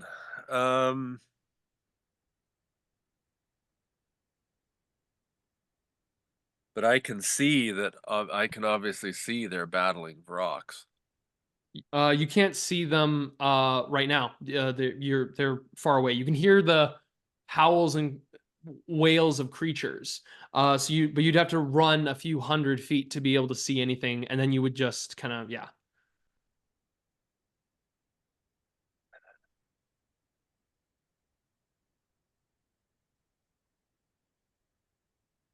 Yeah, I would hear the wails of the creatures, though. Yeah, I'm going to use my dash action to head back. Okay. Just so you know, it's going to take you 3 turns to dash constantly just to get back to the archway. So for each third turn, for your turns, I'm just going to let you know you'll be dashing just to catch up to that. Okay. I figured. Thank you. Wonderful. All right, Eren, your turn. Smacky, smacky. Sounds good. 25. 25 23. hits. 23 hits. Oh my fucking god. 18 damage. Oh, Okay, not Those were bad. still shit rolls. Taking those blows right on that. Excellent. Ben. Holding. Holding. Holding. just Squally, forget your turn. about him. What? Okay. What? Because I've lost my mace, I will use my hammer. Okay. And just try to smack this guy. Do it. I'm not using the special Crusader's Mantle thing though, just attacking. Sounds good. 15. 15 hits. Yes. You get to add an extra, and there's a +1 on this attack. 5 damage. Radiating right across its beak, this blue light bursts across its face. You feel overwhelming sense of like vanquishing evil at this moment, Squally. Like there's a satisfying feeling that goes through your thing. It's like, yes, I'm fighting a bird who's doing an injustice to all bird kind. Like an unholy abomination against it. Okay, and then I want to stab him with my arrow as well. Make that stab. 19. Hits.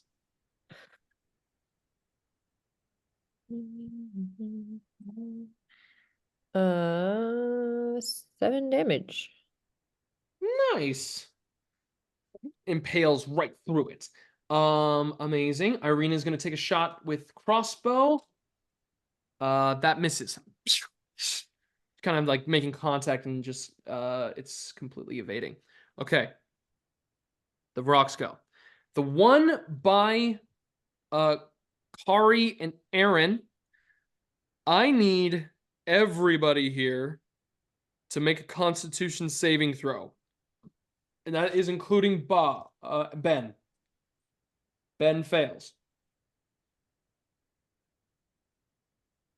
Kari succeeds, natural 20. It's good. Okay, I'll roll for your me feats here, unless you want to roll for Kylah, you roll for your me feats. I'm rolling am I picking attack? Sorry? No. You are On rolling save. Constitution saving throws for them.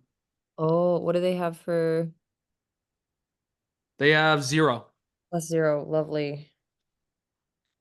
10 for Failure. Steven. Okay, 9 for Craig. failure. And 12 for Todd. All me feats fail. Well, shit. Okay. What'd you guys get for yours? What did Sly get? I rolled a 12 for Sly, and Aaron got a 21. Okay. Eren and Kari are currently the only ones that have succeeded. What did you get, Squally? 15. Okay. That's a success too. Everybody else, aside from Eren, Squally, and Kari, is stunned until the end of the Vrock's next turn. Oh no, Ben. Ah! The screech goes out, and everyone's just grabbing onto their ears and screaming. Craig uses his entrails to plug in through his head. Squally, these screams feel like the actual mountain itself is like howling into and trying to rattle everything around. The last one, the other one is going to then make attacks. Makes an attack on Sly with advantage. That is that's gonna hit. It's 23 to hit. That'll probably do it. Sly takes halved 3 points of piercing damage. And on this next one is going to attack. I'm gonna roll a d4 here just to see. Okay, is attacking Todd. That is a 22 to hit. Todd Yeah. takes 20 points of slashing damage as like icicles like shatter and fall down to the ground. No. He's still got 1 left though. Good Right. work, Todd. Todd's Todd- holding in strong, terrified and stunned. 5. Sly is stunned, cannot do anything. Me Yeah. feats are stunned, cannot do anything. Kari takes her turn. She attacks the creature, hits, misses, and misses. Ooh, nice hit, Kari. That's 5 points of damage total. Stabs it with the Daily knives. spiritual weapon and hits. Nice. 6 more points of damage on that one. The cleaver like starts cleaving off its neck, and it starts to kind of bleed out purple black ichor on the there. Wystera is sprinting. Eren, your turn. Keep smacking that same one. Do it. Better rolls.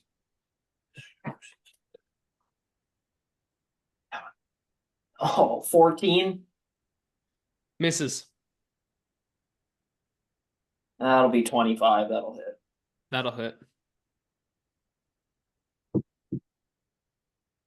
12 damage. 12 damage. Very nice. Hits on the face of this creature. still standing up, but it is looking bad, baby. Okay. So, okay. Ben is stunned. Ben cannot do anything. Squally, it is your turn. Will you save Ben?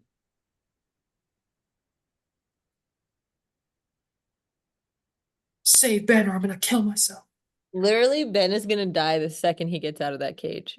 I feel like he's Yeah. safer in the cage. And Squally's at least not sentencing him to die. Squally would feel guilty if he died.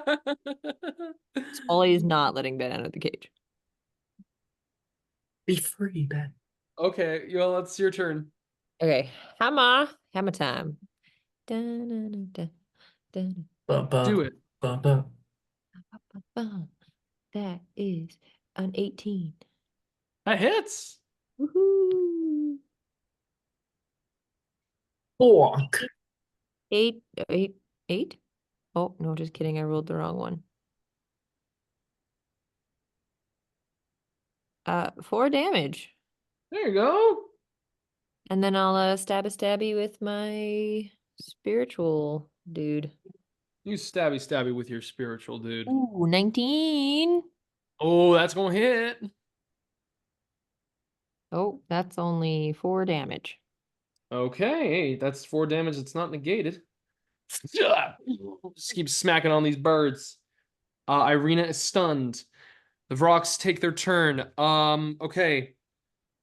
The one that is next to Squally. Okay. The one that is not screeched. Let's see. Yeah, the one that is did not screech is going to attack again with advantage on Sly. Or I'm gonna roll d4s on these things. They're not very smart. Todd and Sly. Okay, great. Todd first. Oh, that's gonna hit Todd. Todd takes a beak and just explodes. Guys. Every creature next to it. So it's next to Sly. So Sly needs to make a dexterity save, but I think he fails it automatically. He's stunned, probably. Yeah, he fails. So he has to take cold damage. He has to take 1d8 slashing damage. Oh, it's slashing. Okay, great. Can you roll that for me, Kylah? 1d8 slashing. Oh, and that's a natural 20 against Sly as well with that slash. That's a 5. Okay, so he takes 2 points of slashing damage from Todd's exploding body. Poor Todd.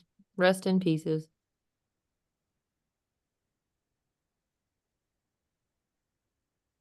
Okay, then Sly takes 27 points of slashing damage, reduced to 13 Okay. from a crit. And then I'm gonna spirit shield him as well. Okay.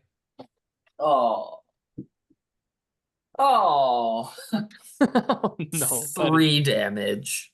Okay, so he takes 10. Yeah, I rolled a 1 and a 2. You keeping track of his damage too? No. The damage that Sly takes? Yeah, I got it. Okay, great. Yeah, I just need somebody else to take care of that. So he took 12 that last one, and then stuff on that. Now, the one that did do the screech is going to do something else. It's going to reveal the feathers on its back. It expands them, and as it does, spores, these giant, like, pustule toxic pockets, open up behind it and explode.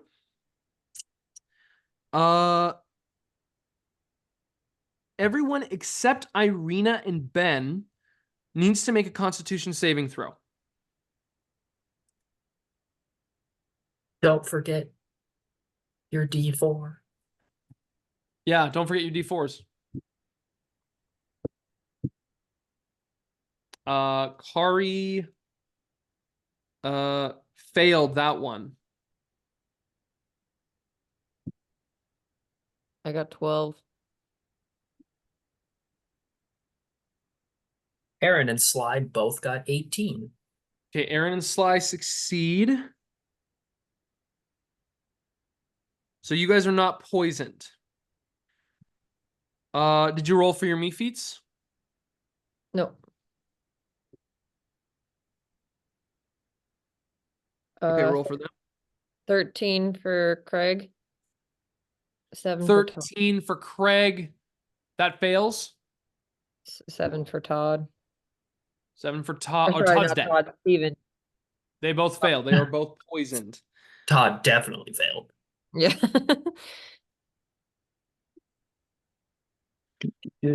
Okay. So they are under the poison condition. Kari's under the poisoned condition. And what'd you roll, Squally? Oh gosh. You rolled a 10 or something like that? I straight up don't remember. Okay, roll again, please. Sorry. I rolled a 14. Sorry, definitely 14. You succeed. You are not poisoned. Ooh. Okay. Now, Sly, now everybody that was stunned is no longer stunned. Sly gets his turn. He's not poisoned, so he's good. He can go ahead and make his attacks if he wants. Yeah.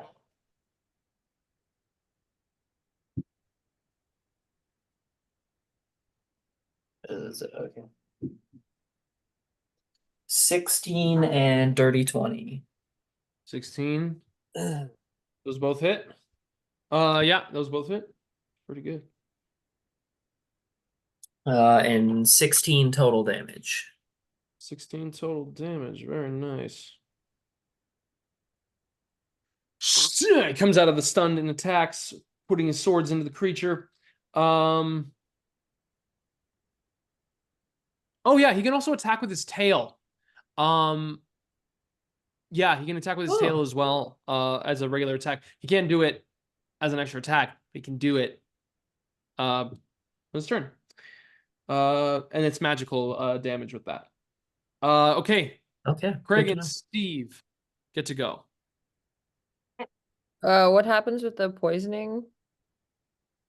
They take 7 points of damage, 7 points of poison damage each, which they are actually immune to, so they actually don't take any damage. Okay, never mind. They're just gonna use their claws then. They're immune to the poison condition. The fucking me feats. Okay, sounds good. They're gonna attack with the claws. Indeed. Sorry, I'm just trying to pull up their thingy. I've lost it. There we go. Yeah, claws it is. Nat 20 for, let's do Greg. Oh god. No, it's Okay. gonna go to his head. Okay, you roll What I 2d4, want. add 1, and then 2d4 cold damage. 4 4. and 4. Alrighty, so 4 total damage on that. Craig gets his intestines, starts pulling them out, and then wraps them around the rock's throat, cutting across with ice shards across its throat, saying, "You think you can poison me and my brothers? We have been here for centuries, and we will be here for centuries more! Die!" And he just starts yanking on its throat. Crazy Craig. Go ahead and roll for Steve. 15. That hits. 3 Great. and 4. Craig rakes across the bill of this creature, leaving a mark on it. Okay. All right. That then goes to Kari, who is poisoned. Takes 8 points of damage. Okay, Kari's done with this shit. An attack. Oh, I'm done. That's good. That's bad. That hits. She's gonna do pump a divine smite into this first attack. At first level, which means she gets 3 dice because it's a fiend. Oh, shit. Oh my God. Kari. Jesus Christ. She's like pumping venom, like poison gas out of her mouth as she does. Red mist comes out of her throat, and she plunges the sword into the Vrock's back and just shoots the mist until it, like the exhaust ports on the spores burst red mist behind her and kills this Vrock in a single strike. Wow. And then she goes with her backhand behind her and stabs the other Vrock in the side of the ear. Oh, Kari, dangerous. Amazing. Yeah, she's hacking along. She's gonna try to roll again the saving throw, and she succeeds. Oh my God. Danger. Danger zone. Danger zone. Might be the highway to the danger zone. Does need to roll oh, and she holds concentration on her on bless. Don't forget about that bless. She's gonna make an attack roll on the other thing, and it just hits. It's just the 15. Oh, and she rolls max damage on that. Nice. Hates these things so Kari. much. Nice. Okay, great. So that then takes us then to Wystera, who's sprinting one more turn until you'll be able to get that curtain. Thank you. Eren, your turn. I will let you know, the other creature, it's getting like pretty tight now. You have 3 friends on there. Steve on it, who's flying. But yeah, that other creature is hard to get to. But there's still one on me, isn't there? No, that one's dead. Oh, It's Kari just killed loaded. it. That's right. Yeah. Idiot. Burst that shit. Okay. It's hard to get, but I can occupy the same space as my. You can because you're small, you asshole. I'm tiny. You It's not hard to get to. small mother. Oh, you bastard. I start running through legs. Yeah, damn it. Tiny one-armed monster. What'd Love you it. call me? One-armed monster. I called you what you guys saw you as. 18. No. Yes, 18. That hits.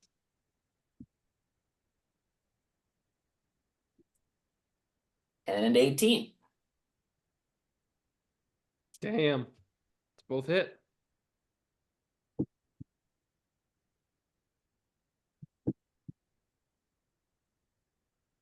Uh, 23 total damage. Ooh, very nice. Very nice.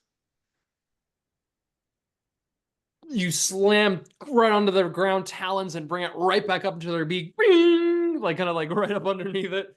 Cracks their teeth and splinters them. Hell yes, brother.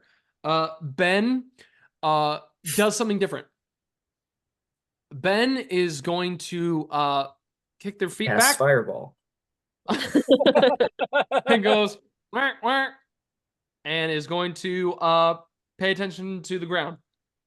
No longer holding action, but is attacking the ground. Good. Roll an attack for Ben. Dumb Great. bird. Ben misses the cage. So Good. Good. hits the ground. That's it. Squally, your turn. Run. Oh, okay. Wait. The Sly is still fighting one. Yeah. Yeah. And you Smack are too. it with the hammer. Wait, how many were there? I thought there was 2. There's 2. Yeah, one's still alive. Oh, okay. You and Sly are fighting the Right, same yes. one. Yes. I was like, there ain't 3. Hammer time. Stop. Hammer time. Stop. Hip time. Stop. 12. Hammer time. Is it 12? A 12 hit, does it? 12 does not hit. Oh, spiritual hammer time. Does a 19 hit? Yes, it does. A Heck, 19 does. Ooh, 12 damage. Ooh, That's nice. very nice. Good shot. Yeah, that arrowhead plunges and dives deeper into its back. Okay. This creature Irina's going to take a shot. That misses. Damn it. She fires it and it tinks, it like bounces and splits off of the spiritual weapon. All right, the Vrock is going to, it's going to take its choice here. It's going to attempt a stunning screech again. I need everybody to make Constitution saving throws. Actually, no, that makes no sense. It's just simply going to use its spore attack and is going to burst its spores. Everybody makes Constitution saving throws on that. The only people that don't are Irina and... Nat 20. Ooh. Kari fails. Jesus, what are these rolls? Craig fails. Craig well, he's immune. The immune Oh. feats are... Never mind. I'm not gonna roll for them then. Yeah. Craig's immortal. Don't worry about this. Eren got 13 and Sly got 14. Okay, Sly succeeds. Eren, you're poisoned. Fuck. Of all the things, it's a con save. The That Vrock low is gonna... is the Vrock gonna try to fly away? Yeah, it's gonna try to fly away. It's gonna try to just fly just away from everybody. So yeah, everybody gets an attack of opportunity, except you don't get to attack with your spiritual weapon. What? That's rude. Kari hits it. I'm gonna go for my hammer. 17 for Eren. It's 16. with disadvantage, Eren. With You're poisoned. disadvantage.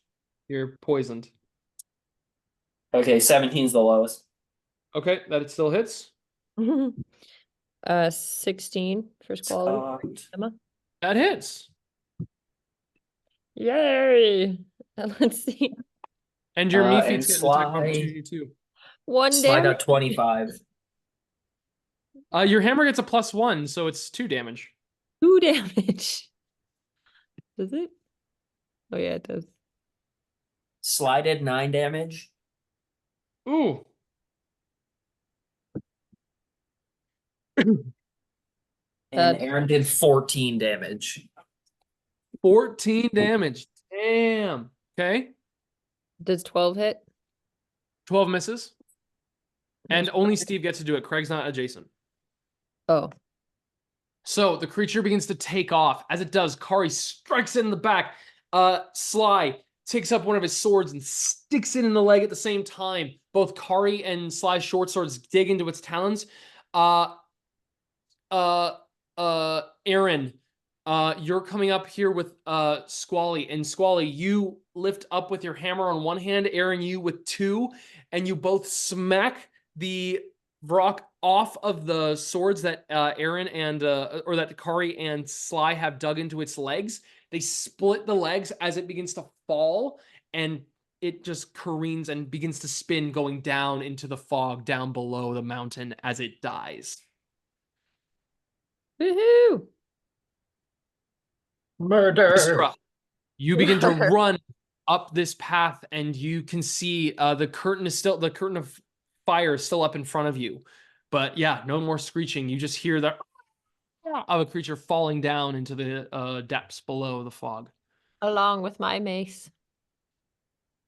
along with the mace. Goodbye. Okay, I immediately start looking for Wystera. You can't see right now through the curtain of fire at this moment. Wystera went through that flame. So Wystera yells, "Is everyone all right?" Do we hear anything? Yes, you do. Yeah, Echoing we're across all the right. wind. Yeah. You got pulled through the fire, though. Are you all right? Barely, but I would not recommend the rest of you doing it. Yeah. I wasn't planning on it, but thanks. I am not sure how to get the rest of you through, but I've got to continue on. Why? Well, I have a shield, and a visage of Strahd has suggested I continue down a path.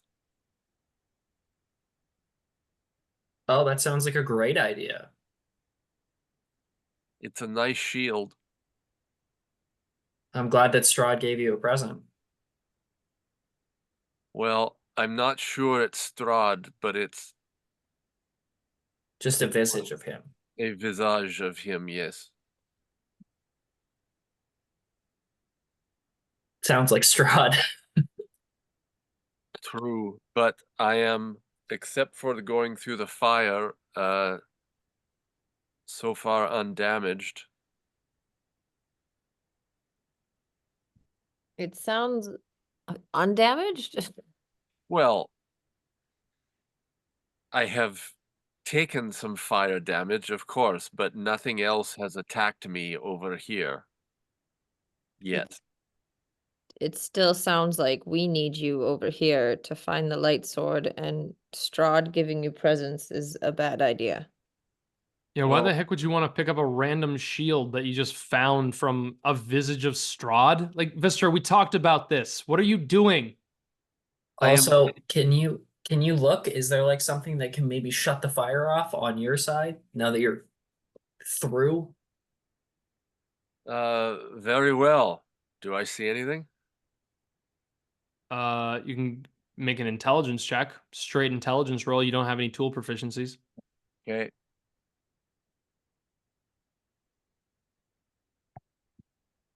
No 15. one- You discern, like, I mean, it's magical fire. That's obvious to you. But that means that you could probably find a way, if you could find a way to dispel it, then you would probably have a way to be able to get rid of the fire. But that's kind of what you need to do.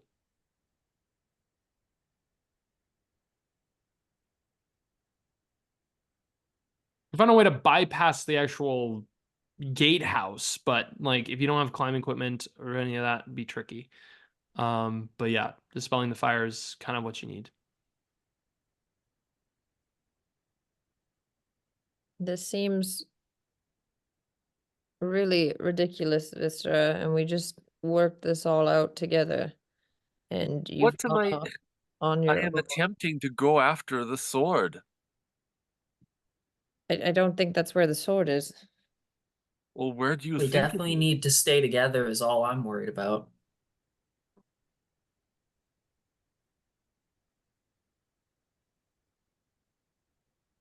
Does anyone have a way of dispelling anything?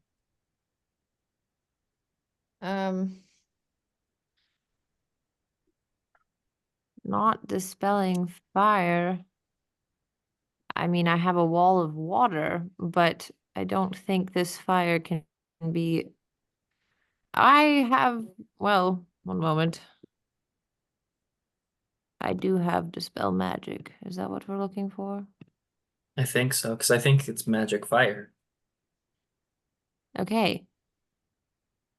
I would like to try to dispel magic this wall. Okay. Dispel magic. Okay. I need you to roll. I need you to roll a die for this because it's a higher level. So, well, it depends on what level you're casting it at. What level are you casting Dispel Magic at? I would like to do it at 3, or sorry. Yes, 3. Okay. So I need you to roll a d20 and you add your spell casting ability. So you add wisdom to it. 18. You put your hands out, Squally, to try and fight the fire in this way, but by using the screams to kind of like douse it. And as it begins to, you press, and as you do so, the fire begins to shrink and dissipate and parts and vanishes.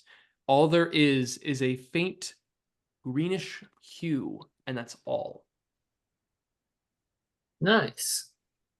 Come through quickly. I didn't think that was going to work. Okay, Get the Vystra, cart. Let's go.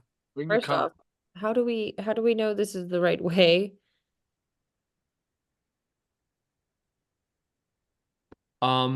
Should I There's I a feel- moment, I will say, on that moment, how do you know this is the right way?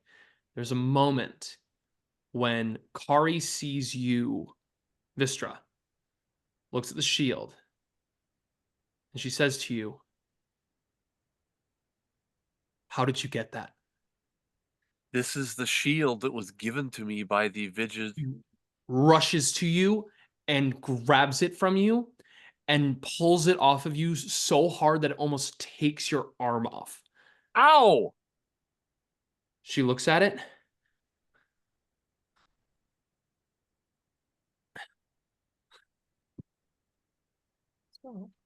Is this your...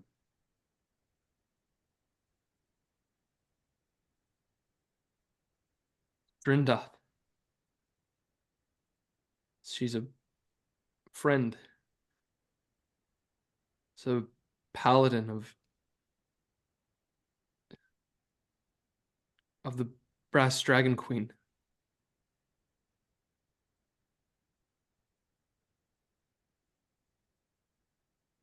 In Renathan, the shield is designed to be a safeguarder, one that allows the wearer to protect everyone that they are around, causing the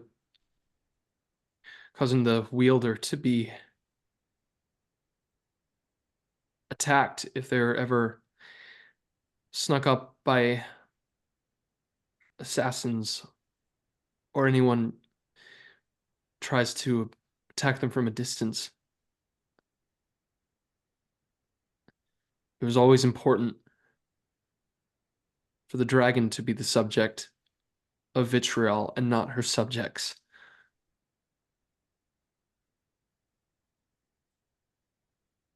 So Padon knows who the Brass Dragon Queen is. Does Eren have any idea? Go ahead and roll history check. You got it. Eren has no fucking idea. 3. And I will also say, Padon, you also don't know, as you have not met this dragon yourself.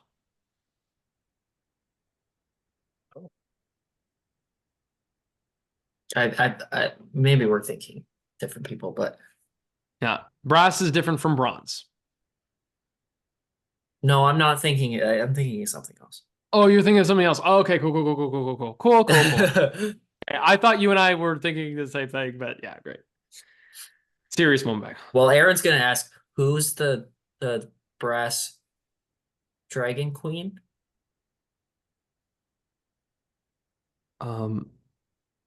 Kari goes back. She's like, she's a figure in Renathan. She is servants of the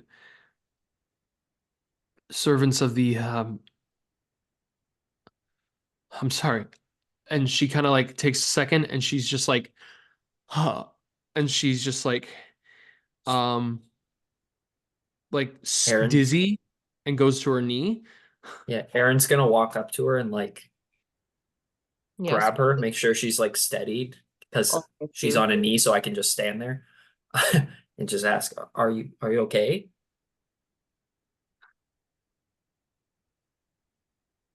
Star Artisans. They're here. They gave this. This is the right way. Tristan came this way. This. Did you see her?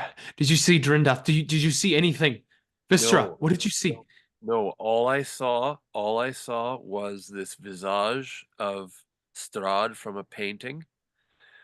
This was lying behind him, so I grabbed it. She has her shield. She takes her shield off. She gives it to you. I put it on. She sets Drindath's on her, clutches it. We have to go now. Let's go. I lead them down the path. We should we How wide is this path, DM? Should we be wondering 10 about feet wide. how much? 10 feet. You can take the cart, but it's basically going to be right on that road.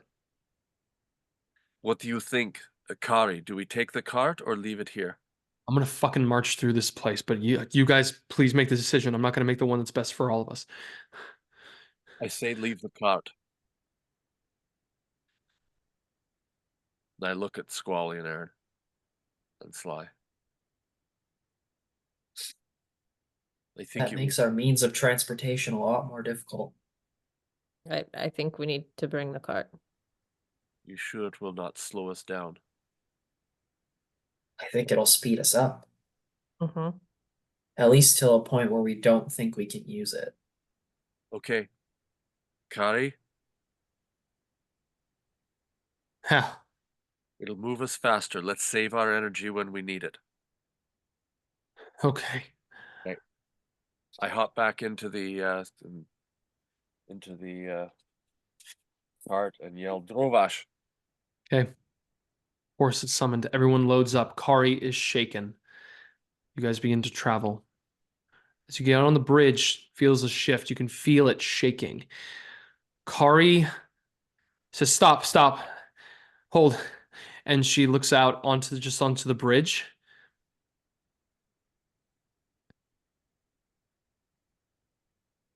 And she comes back and she sits down, heavy in her armor and the coat. Okay, go. Her eyes stare into nothing as the wagon continues to go up and into the mountains. And what they will find on this road, we will find out next time. We're in the session there. Excellent. Welcome to Mount Gacus, guys. Well, yeah, kid. Mount Gacus. Mount Gacus. Yep. Woo! It's getting into the spicy shit. Yes, it is. Well, I'm glad you guys can handle some rocks. Because there's 42 more coming. No, Probably just 17. That's how I roll. Yeah, roll for rocks. Roll for rocks. Let's just roll. I'll see how many rocks I roll. 16 rocks. Piece That's of what we get cake. to look forward to. No, don't worry, guys. The best is yet to come here. Can't wait Yeah. for you guys to see it. Check it out next time. Have a wonderful rest of your night. Bye. Excited.